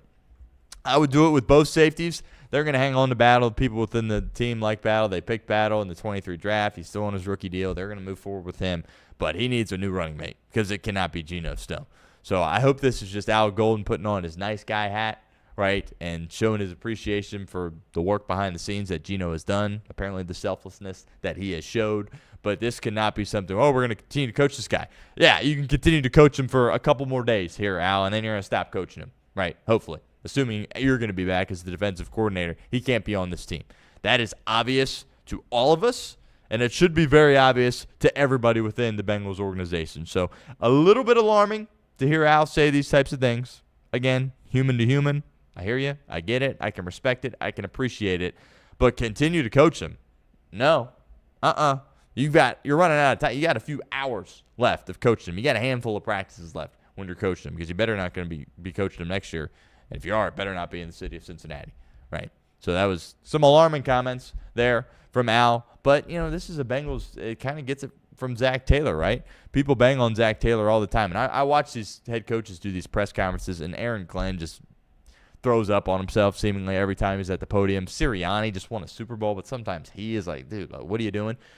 You can make the argument that Zach, out of all the head coaches in the National Football League, handles things the best at the podium. And I get people get frustrated with the things he says, but as far as just remaining calm, taking ownership, he just always he says the right things. And some people hate that about him, but when you want to hear what Aaron Glenn's saying, that guy, he's off his rocker and honestly should be fired in New York, right? You want to hear what guys like Nick Sirianni are saying there as well, or some of these other teams that are losing, right?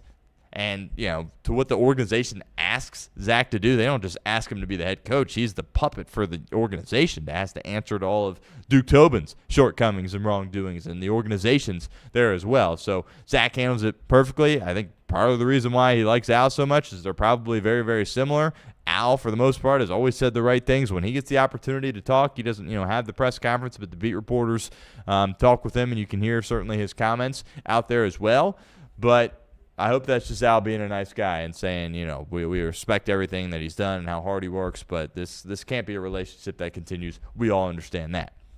All right, another player here I want to talk about is Amarius Mims. And Paul Dehner Jr. of The Athletic, friend of the show, does great work covering the Cincinnati Bengals. He released a piece this morning just specifically on Amarius Mims. And I've said this several times already on this show. Duke Tobin deserves all the bullets that are coming his way. Really does. And all the, the difficult questions that he'll have to answer whenever the next time he steps to a podium is. But he got this pick right. And Amarius Mims has been terrific. The growth that we have seen from year one to year two. And I think a lot of people kind of forget, that was a risky pick too. I mean, obviously the Shamar Stewart pick was a risky pick, and that's blown up in your face. But this is a guy in Amarius Mims that had only started 8 games collegiately at Georgia. And you got Nick Saban, who there's nobody more that I respect in sports than Nick Saban. On draft night was basically like, I don't know about his willingness to play through injury, right? Basically calling out his toughness. And if you're an offensive lineman that's getting picked in the top 20 in the NFL draft, you better be tough. And, he got banged up last year and certainly showed that, and missed some time. It was like, okay, is he going to be able to play through injury? Is he not? And when you, especially at this position on the offensive line, when you have a guy that's that big and is that strong and has the ceiling that he has, these guys all have to play through injury. And it's crazy hearing these stories about these offensive linemen, right? I bet, what Ted and Orlando and Fairchild and what these guys are dealing with right now at this stage of the year, all around the league too, not just these guys, is probably hard to even fathom for you and me, the injuries that these guys are currently playing with. And for the most part, they don't even pop up on the injury report. Right, but they're getting in a car crash each and every play with a huge human being on the other side. But something that Amarius needed to understand was that him at 65, 70% is better than the next guy at 100%. Just the way it is along the offensive line. And these guys play hurt all the time. And I think he's done a better job of that this year. He's had to leave the field for some snaps. When you take a look at some of the PFF grades, what he's doing as far as guys in his draft class here at that position recently, top of the line, he's been tremendous. Only a handful of pressures that he has given up. And when he's out there and when Joe Burrow's out there, which is only a small sample size, of course, with Burrow missing all that time, but Burrow doesn't get hit from that side when Amarius Mims is out there. And another very noteworthy aspect of the game was that Amarius Mims, there was a period in the Arizona game where he had to come out. And he was on the sideline, and I think it was a shin injury or something. Perhaps, I don't know exactly off the top of my head, but he was a little bit banged up, was stressed, didn't have his helmet, and it was like, well, he's probably going to be done for the game. And then Cody Ford's going out there, and then people forget because Cody Ford had the reception, and that was awesome. When Cody Ford was playing tackle in the game against Arizona, it was not good at all. And Burrow had those back-to-back sacks, and Amarius wasn't out there, and I was like, oh, boy. Right? And then Mims checks back into the game, definitely very hurt. Right, if he was without his helmet on the sideline, says, you know what, screw it, I'm getting back in the game. And then Burrow, no issues there on that side of the offensive line going forward. So the offensive line is fascinating. I think there's a lazy narrative. There's a couple lazy narratives that people pin on the Bengals organization just because, it's kind of a joke how they operate. We all get that. But this notion that, Burrow, he doesn't have an offensive line. I understand when they went to the Super Bowl in 21, that was heroic, what Joe Burrow was able to do. But these past few years, it has incrementally gotten a little bit better. And we've talked about this a lot there as well. Some of the sacks are on Joe Burrow. Some of the hits he takes are on Joe Burrow. And people around the league will tell you that know what they're watching, right? But there's a narrative from the national media. they don't pay their offense. Their offensive line sucks. They don't want to help Burrow. It's a disgrace of an organization. Some of those are valid points. But this offensive line this year, and we had worries about it going into the season. We really did. This offensive line has really done a nice job. Now, I expect them to struggle on Sunday. They always do against Cleveland, regardless of what the lineup is out there. I don't think Joe Burrow's going to get hit a little bit in this game, and that scares all of us. We understand that. But there's a real conversation going forward because you're going to have OBJ for one more year. He started out the year horridly. Has been fine ever since, has been solid, has been stable at that left tackle spot. Lacks athleticism, but he's a huge dude, strong dude, and he's played well, especially since Joe's come back. Left guard, I think, is your weak link right now, but I think Fairchild, I would imagine he's really banged up here at this point. Fairchild has progressed. That was my favorite pick of the draft when they took him. I still stand by that, considering how bad the first two picks were. He's going to be a guy going forward. He's going to be your starter next year. The availability for him has been great. He's been nicked up a little bit, but for the most part has been available. That's huge at that position. You got Ted under contract for one more year there as well. And with two of your starters going into their final year of their deals next year, that would make me think about giving Dalton Risner a one-year deal to come back. Right? And I think at some point he's going to fall off. That's why I would only give him a one-year deal. I mean, there was a reason why he was on the street when you got him. But, I mean, you threw him into the fire when Lucas Patrick got hurt in the first game of the year against Cleveland. And it was, some growing pains there initially. And then, obviously, when they had the backup quarterbacks in there, they wanted to see what Rivers had. But once, the end of the Flacco, and once Burrow was back, I was like, all right, we need Risner out there. And he's been terrific. So when you have two of those guys entering the final year of their deal, you have a guy on a rookie contract or two guys on a rookie contract, and Amarius Mims and Fairchild. This feels like the time where it's like, you know what? We have stability here in Risner. We know at some point he's going to fall off, but let's bring him back. A one-year deal, and let's run it back with this offensive line. We joke about the Bengals always wanting to run it back with their roster, and it's not a good thing, particularly on the defensive side of the ball. I think your offensive line this offseason, you want another depth piece? Sure. But I think these guys can be your starting five next year. I really do. Again, they're probably going to end the season on a not-so-high note. It's Cleveland. They're ferocious up front. They got the best defensive player in my lifetime in Myles Garrett. It happens. It's going to be difficult. But kind of where the contracts are for these guys on the rookie deals, of course, there as well. I think you have an opportunity here to kind of use this same offensive line next year and then figure out how you're going to go going forward after that. But Amarius Mims has been terrific. He's been absolutely unbelievable, and he's the kind of guy easy to root for. I don't know if you've heard. I know he's a tackle, but when he speaks to the media, it's great. He lights up the room, got a smile on his face, physical dude, clearly has a lot of pride when it comes to protecting Joe Burrow, and that's something that's important to have if you're an offensive lineman. Understand that you are protecting the franchise, and that is your duty. He understands that, and he brings that mindset to the field and to the work each and every day, and that's awesome. And what Scott Peters said, offensive line coach for the Bengals, that we need him to play through some injuries, kind of the point I was saying. 70% Amarius Mims, better than 100% Cody Ford. That's just facts, right?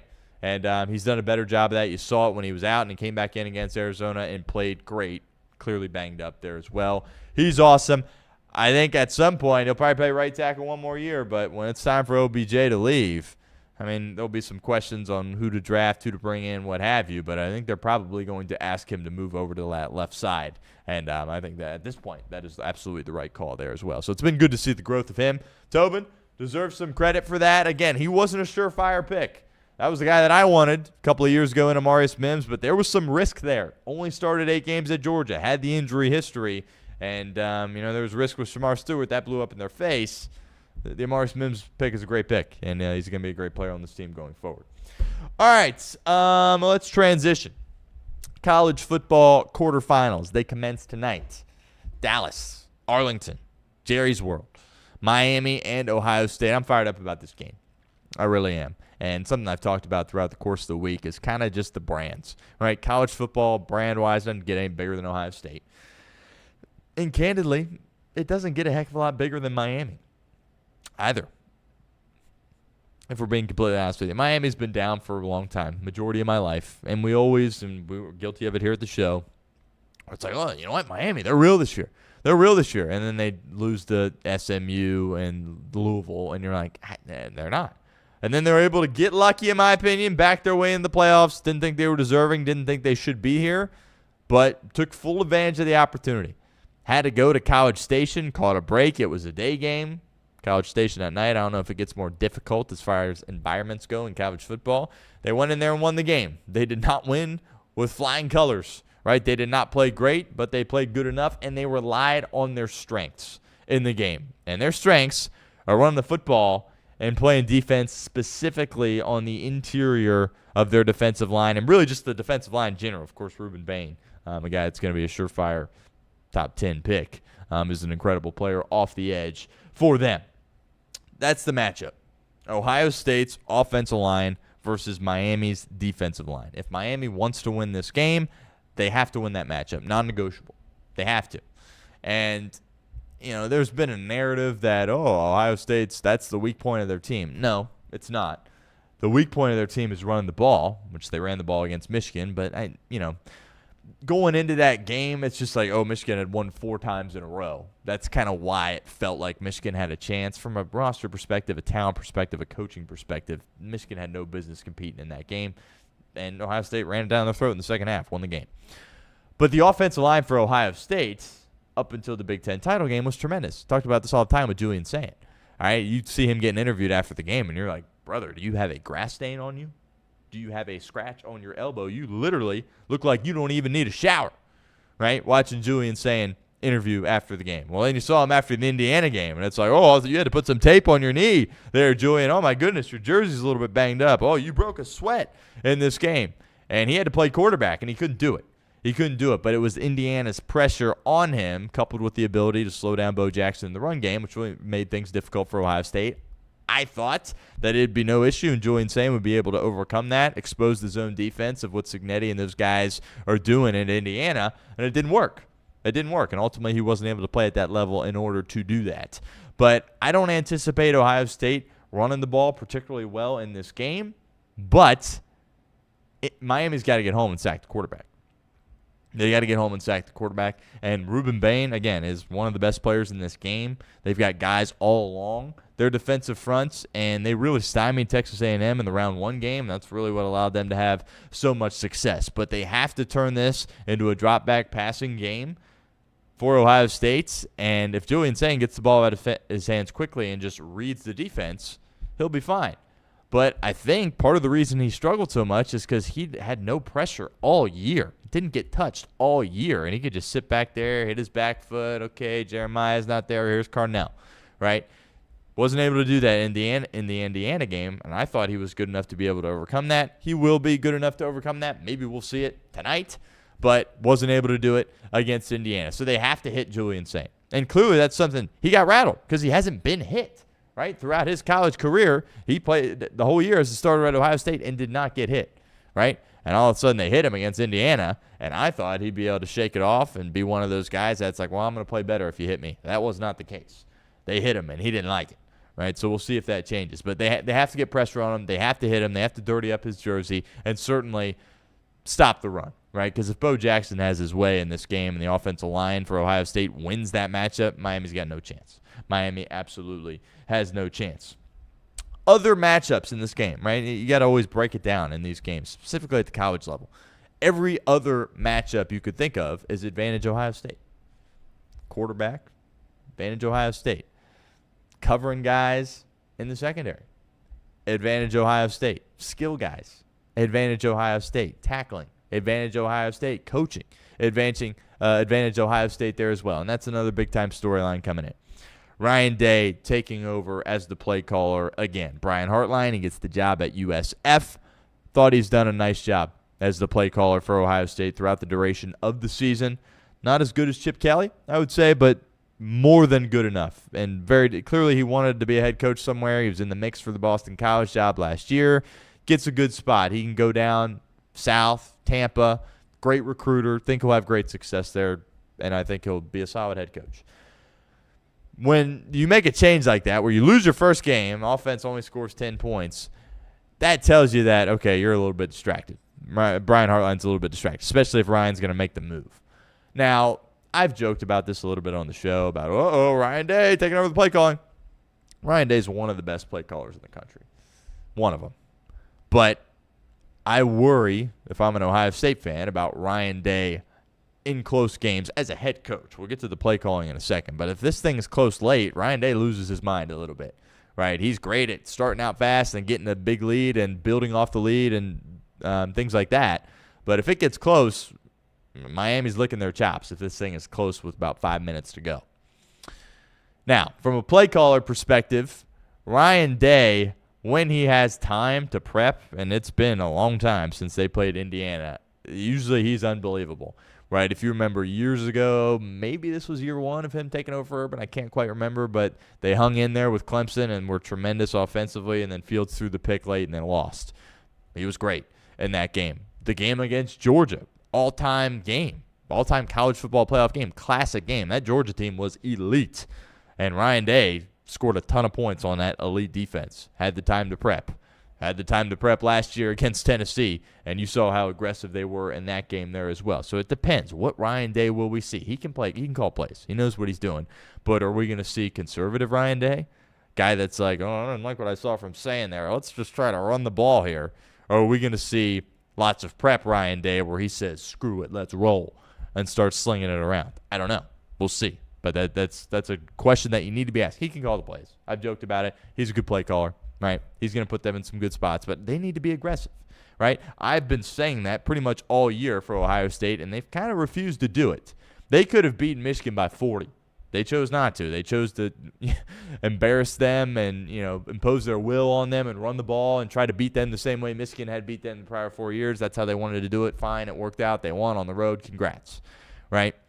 But against Indiana, when things weren't going well running the ball and your quarterback was playing badly, things went sideways on you, and he made it's a panic decision to sit there and say, this guy, Brian Hartline, has called plays all year, had this press conference where I said how much I trusted him to continue calling plays despite the fact he was having this job, and then all of a sudden one loss, one lackluster performance offensively in which your quarterback didn't play well, and you're pulling it, and you're going back to it. So I don't think it's as big of a deal as maybe I joked about or some other people are talking about. He can do it, but a fair question is what version of Ryan Day are we going to see in this game?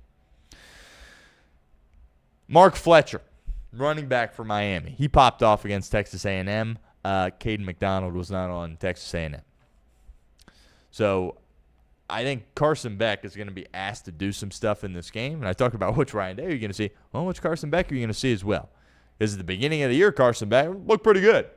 Guy that we threw his name in the Heisman conversation first couple of weeks. And then he loses to Louisville, and then kind of it's meh from there. But I think one thing that people aren't necessarily talking about in this game, which makes me scratch my head a little bit, is everyone's talking about, Ryan Day's taking over the play calling. Indiana beat him. Right? They lost the Big Ten title. Didn't win the Big Ten once again. We had some issues here offensively. Miami ran the ball all over Texas A&M. I think people are forgetting that Mendoza, who's the best quarterback in the country, it took me a while to open up to that. I didn't believe it for a while, and then after the Ohio State game, I was like, yep, he's got it. He's the real deal, and he wins the Heisman Trophy.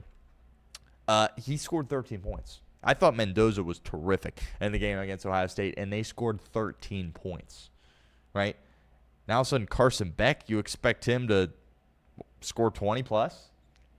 I don't know if that's going to happen. This Ohio State defense is elite, and I feel like people are forgetting that after the Indiana loss. They're giving up 8.2 points per game through 13 games. That's tied with the 2011 Saban group in Tuscaloosa. This is all-time stuff, historic stuff for this defense. And it's a team in Miami where they just scored 10 points against A&M, right? I understand it was really windy that day at College Station, but my goodness, you only scored 10 points against them, and you're going to play these boys?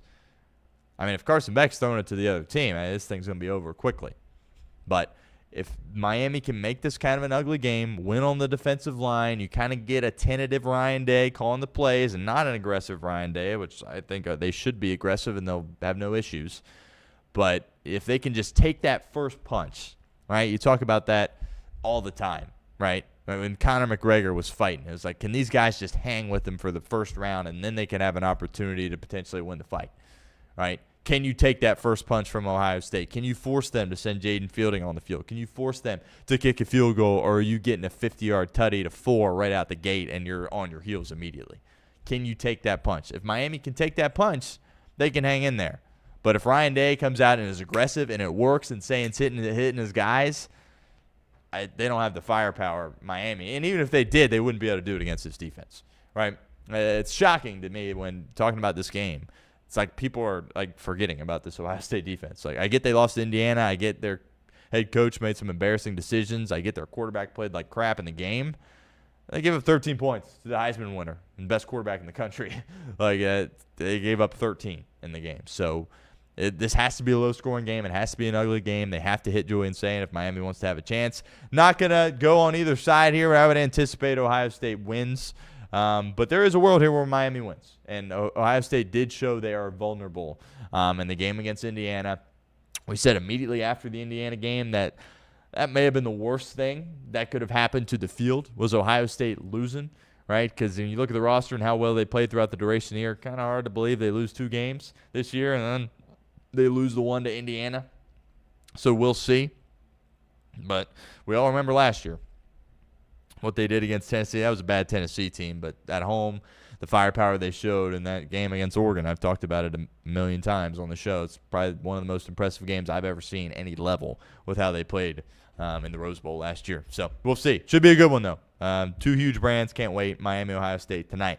All right, tomorrow. This has the opportunity to be the best game, and it is at noon. It is Oregon. It is Texas Tech. It's in the Orange Bowl down in Miami. Kind of odd that that's at noon, but whatever.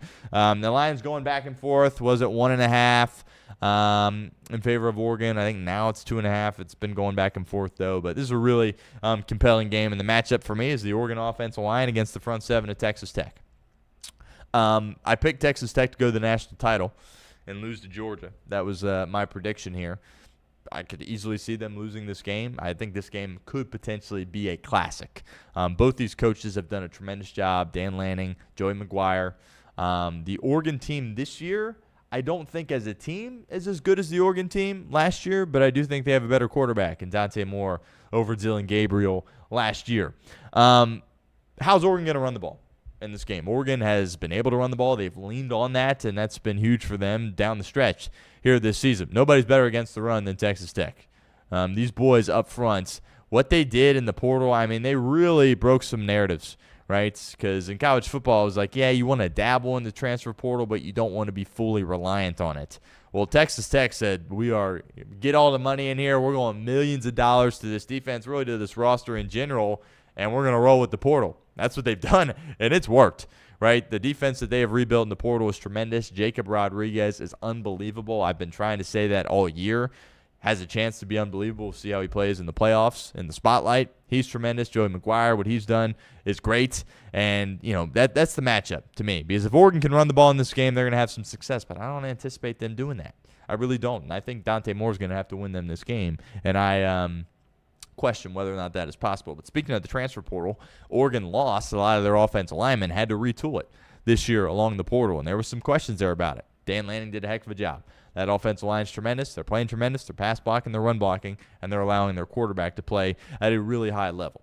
Now, the thing about this game that as someone that is backing Texas Tech and has picked them to go to the national title that I am worried about is oftentimes, we get to the playoff, and years past it was, of course, the 4 team where it's like, okay, this team, they've looked really good. They've looked really impressive, but have they played the best teams in the country? No.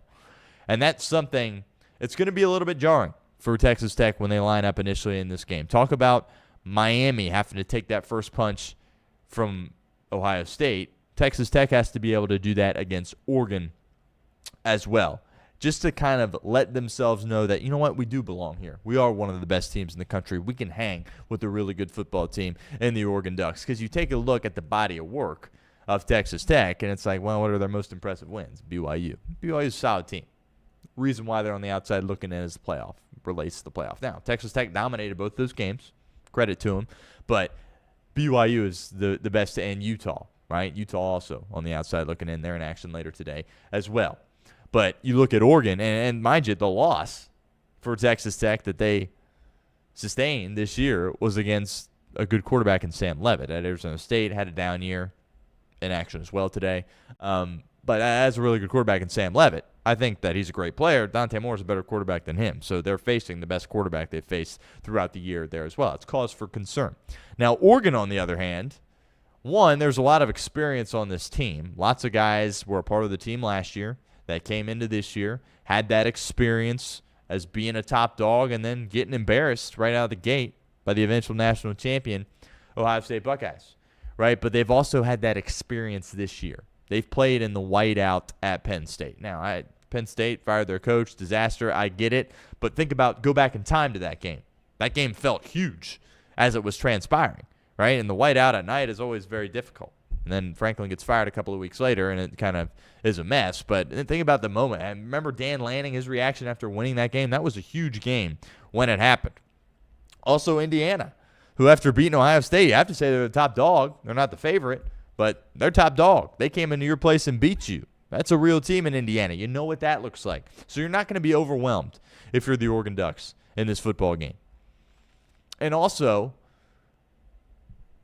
I think last year that Oregon team was good. I think going into the playoff, and it was unfortunate we got it in the quarterfinals, I think the two best teams were Ohio State and Oregon, right? And just how things shaped out with Ohio State losing to Michigan, and then, the one seed having to play winner of 8-9, which it's like you don't really want to be the one seed in the college football playoff. You really don't, because you want to have a chance to play a lesser team that, kind of had a layup game earlier. Like the 8-9, you're sitting there resting, not playing for a month plus or around a month.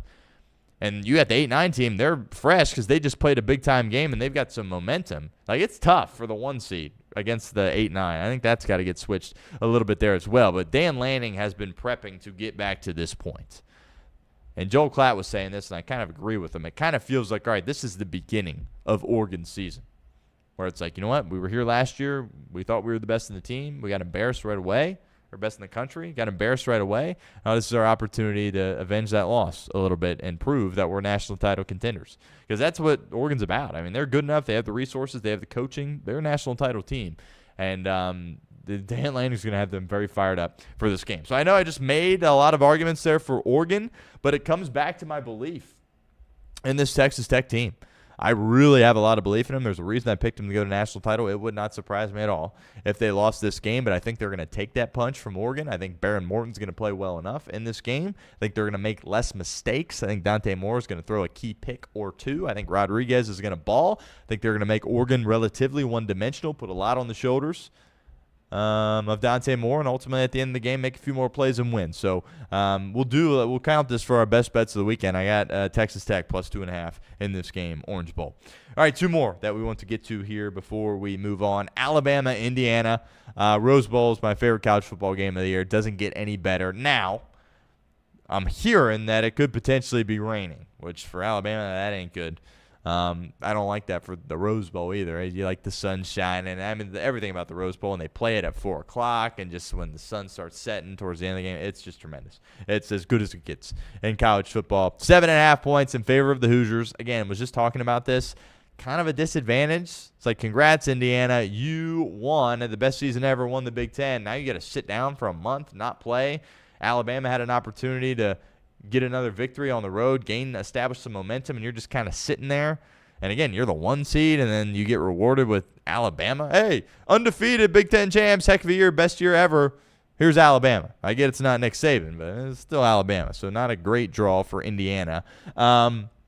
Kalen DeBoer and Kane Womack, of course, coached at Indiana, so it's kind of interesting for them, right, going against the former place in which they worked. Alabama, of course, had a huge come-from-behind victory against Oklahoma. Was down 17 early in that game on the road, and I'm sitting there like, oh, they might get blown out in this game. But sometimes when something like that breaks in your favor, and you're able to, at that point of the year, whether it's like the NFL and a wild card game, remember the Chiefs years ago were getting blown out and came all, I think, by Houston, came all the way back and then never looked back from there. Sometimes something like that late in the year can give you all the confidence you need to go forward. Now, for them, Alabama, you got to play Indiana. And if we didn't know that they were real, they proved it against Ohio State. It's a tremendous football team, and they're well-rounded in so many different ways. And one other thing about Indiana, I haven't watched Indiana a handful of times this year. You get the same team each and every time, right? I understand they were messing around against Penn State on the road. Well, they won the game, and for the most part, they looked like Indiana throughout the duration. Penn State played a great game, that game. With Alabama, there's about 4 different versions you could get, right? They're not consistent. Alabama at their best can absolutely win this game. Alabama at their worst can lose by 30. Right? Both of those things can happen. There's no real consistency there with them. So I'll be interested to see which Crimson Tide team shows up in this game. No secret. At this point of the year, you're not going to turn into something that you're not. Everybody knows who you are as a team, right? Alabama can't run the football. They're not going to be able to run the football in this game. Ohio State couldn't run it with their offensive line. Alabama's not going to be able to run it in this game. And I just mentioned it potentially raining. That's not good. That's not good. And I've said this a lot throughout the year. I think Ty Simpson is a heck of a player. I think he's elite.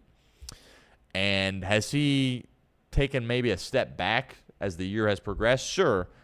But if you watched Alabama at all this year, you know nobody in the country is getting hit as much as he is. I mean, the punishment that he has taken, and he continues to get up and just be a dog for this team. When he has time, he can be surgical with the football. At times, he gets happy feet in the pocket, but for the most part, I love when he's working through his progression, and when he has time, his footwork is tremendous, right? But it's all about, can this offensive line show up? Because the offensive line was getting dominated against Oklahoma early in that game. Then all of a sudden, they buckled up and started playing and giving their quarterback a chance, and he had an opportunity to get the ball to Latair Brooks, get the ball to Jeremy Bernard, get the ball to Jam out of the backfield. Jam's huge from a pass protection standpoint for them, and ultimately have success. Now, something Indiana does that's interesting is they like to pressure, but they play zone behind it. And that's why I was so confident that Ohio State was going to be able to dominate that game. That was like one of my favorite plays of the year. Obviously, it didn't go well. Indiana won the game. But I was like, you're going to try to pressure Ohio State, and they have a really good offensive line. Granted, they were able to get home, so that worked. But you're going to play zone on Julian Sayin, and with those receivers, like they're just going to find the soft spot and pick you apart. Sayin was over his head. I don't know what the issue was, but the zone wasn't working. I think if you play zone against Ty Simpson and you give him some time, he's going to pick you apart. Again, rain issue. If it's raining, not good for the Alabama Crimson Tide. But if the offensive line can play like they did at the end of the Oklahoma game and give Simpson a chance back there, they could potentially have some success. Stephen Daly, defensive lineman for Indiana, has been tremendous all year. Got hurt in the celebration after the Big Ten game. He's not playing. Fisher, linebacker, incredible. One of the best players in the country. He's going to make things very, very difficult for Ohio State. From an Alabama. From an Indiana perspective, Mendoza, I think it took me a while to buy in. Everyone, Mendoza. I didn't buy in until after the Ohio State game. I have now bought in. If he plays exceptional in the game, Bama doesn't have a chance, I don't think. And I think he's probably going to play well. Because if you remember the start of the Oklahoma game, John Mateer was like, oh, my goodness, this guy's unbelievable. And then he just started to not play well. And that's when Alabama was able to get back in the game. But that first quarter from Mateer was incredible. And the ball had some zip coming off his hand. And he looked really, really good. I think in order for Alabama to win this game, Indiana has to get a little bit in their head. The moment has to be a little bit too big for them. Mendoza has to not be great in this game. Because if Mendoza is great, not good, but if he's great, I don't think Alabama can win. I really don't. And this is an Alabama defense that, they've gotten a lot better since last year under Kane Womack. But they're giving up a lot of points. They played well against LSU, but LSU's a mess, obviously. Nussmeier got benched in the game. I mean, they're consistently giving up 20-plus points when they roll out there. And with Indiana's defense, potential precipitation, I don't know if Alabama can get in a shootout. Whereas early in the year, after the Florida State game, of course, I'd say, yeah, sure, shootout, let's go. I don't know if they can do that against this Indiana defense, but we'll see. Mendoza, this is a huge opportunity for him because I think if he wins this game, he's for sure the number 1 overall pick. Maybe they can lose and he still be the number 1 overall pick, honestly. But I'm in on Mendoza. It took me all year, but after what I saw against Ohio State, the toughness in which he showed, he's a good player. He's the real deal, and he's clearly the best prospect coming out. I think Simpson can get up in that category. We'll see. but he's a heck of a player. It should be a great game. Rose Bowl, my favorite. I absolutely love it. Lastly, before we move on, Ole Miss, Georgia. It seems like the game that the least amount of people are talking about. I've kind of gone back and forth on this because to me it's like, well, Kiffin, they had their big celebration in Oxford against Tulane, home playoff game, celebrated, got the win, was big time for them. Like, do they kind of run out of gas a little bit here? I think that definitely could happen. Again, it's difficult with the way this schedule is set up where you have the 4 best teams in the country just sitting down, not playing, right? I mean, there's a world where Ohio State looks flat, Georgia looks flat, Tech looks flat. Like, I think it's almost a disadvantage to not play earlier, right? I mean, I get one less game, so, you're not as beat up as the other team, but it could take a second to find some momentum, and that could come back to bite you in this game. So we'll see. Georgia was playing the best going into the tournament, right? I mean, if they pick up where they left off, they're going to win the national title.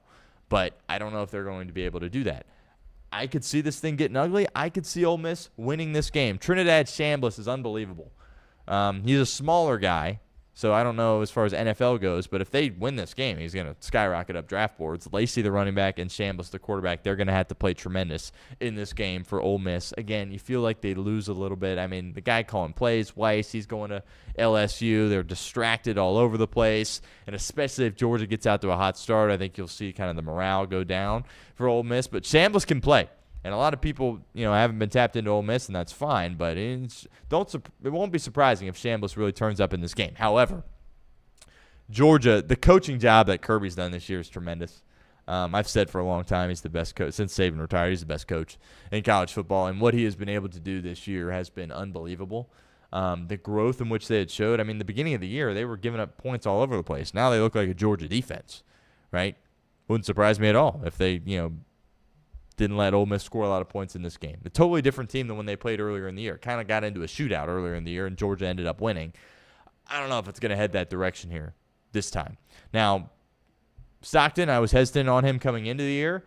Then he kind of proved me wrong in the Tennessee game, and he's been solid. They don't ask him to do a ton, but they like to play defense. They like to run the ball, right? When they had Stetson Bennett, that's kind of what they did as well, and they take their shots when they can. So Georgia's hot right now. Kirby's doing a tremendous job. The defense, Schumann's been great. Stockton's taking care of the football. He's been really good there as well. And don't have a pick on this one yet. Don't be surprised if Ole Miss hangs around, but I think this could be more compelling than people are giving it credit for. But there's a reason why I picked Georgia to win the national title. Should be a good game. 6-3, New Orleans, Sugar Bowl should be great. These games are incredible. These games are absolutely incredible, and I'm fired up about them. All right. Real quickly on UC and Xavier before we get out of here on a Wednesday. Reminder, no show tomorrow. We'll be back on Friday talking about the college football games and, of course, getting ready for NFL. Speaking of NFL, though, I mean, we'll talk Bengals, of course, as well. Last game of the year. We have to. But, I mean, the good games are on Saturday, right? I mean, you have the South Division Championship on Saturday and then the 1-seed championship for the West on Saturday night as well. Seahawks and Niners. Whew. That's going to be awesome. In San Francisco, I like the Niners there in that one. But Brock Purdy's playing like the best player in the league right now, which is pretty crazy. But Xavier in action tonight. They play UConn at home, Cintas Center, 5 o'clock tip, New Year's Eve. We had Shelby Dermer on last week talking about the Muskies. And it's an interesting group, really, because it feels like we've got a different storyline after each and every game. The first at the beginning of the year, we're like, yeah, this team's not going to be any good. Like, they got no shot. And it started out, it's like, yep, they're not good. We're right. We're right. And then it's like, oh, they played that game, I believe, against Georgia. That was pretty competitive. Oh, they continued to dominate the shootout. Okay, they might have something here. Boom. Worst home loss ever. First Big East game against Creighton. It's like, well, we're right. This team's terrible. And then they bounced back and beat Georgetown, who's won 8 or 9 games this year. So the spread's 11.5. That surprised me when I saw it. I do think home court at the toss is a real thing. I think there's an advantage there. I would expect people to show out. They might leave early, but I expect them to show out and have that place rowdy early. Thought it would be closer to 15. UConn's really good. They're not as good as the team that went back-to-back, obviously, but absolutely can win the national title. Caravan is back. Heck of a player. Can shoot it. can orchestrate things from a passing perspective. Underrated defender as well. Terrace Reed, the Michigan transfer, they got him back from injury, missed some time early. He's been really good for them. I don't know if Ball's playing. I know he was banged up a little bit. We'll see. They got another freshman guard. That's really good for them as well. Hurley's going to get the most out of them. But Xavier's got to shoot the ball well. Borvichinen has to have a big game, and their best player, Trey Carroll, he's got to have a big game there as well. From a size perspective, every game that Xavier gets in, they're going to be at a disadvantage from a size perspective. But it's not like Donovan Clingan. He's not there anymore, right? So it's not as lopsided there. And, of course, UC had the size advantage, and that didn't matter either. But that's one reason why it's like, I think maybe that's why it's only 11.5 is because from an interior post perspective, I don't know if UConn's going to necessarily dominate that. From a skill perspective, yeah. But, Reed's a great player, but they don't have that Donovan Clingan that's just going to take over down there, down low. So we'll see. But, the best players for Xavier are going to have to play their best in these big games in order for them to have a chance. Trey Carroll had a stinker against Creighton. Seemingly the whole roster did. But he's got to play well. Borvichinen has to hit some shots. Right, Messina Moore, he's got to hit some shots too. He's kind of been an underrated guy for them, a starter that maybe hasn't gotten enough love, but he's got to be solid. Right, Patino's got to be great. They're not going to blow him out, but their best hope, they keep this thing close with 5 minutes and hopefully make some shots down the stretch. But I've got my questions on whether or not that could happen. But what I said on Off the Bench about Patino, I meant. He's a real deal. And that's a great get for Xavier. I think it's not going to happen overnight, not going to happen this year, but there's going to be a chance when Xavier can go on a run in March with Patino at the helm, as long as the donors can give them some money, give that program some money, and build a roster. But interesting. We'll see if Xavier can hang around the game tonight. UC, they beat Lipscomb recently. Mentioned this at the top of the show. No reason to be excited if you're a UC fan, but, maybe relieved. Lipscomb, as far as where they're at, their conference, they're a fine team. And it wouldn't have surprised anybody if that thing was close late based on how UC has played. But to get a dominant win like that, that's good for the morale of the team. Now they could turn around on Sunday or Saturday and get just blown out of the gym. That might happen against Houston. But, they switched up the lineup a little bit. They had to do something, right, clearly. And I liked it. We had talked about this with Keegan Nickerson, Scott Springer, and others about, should Buck be in the starting lineup?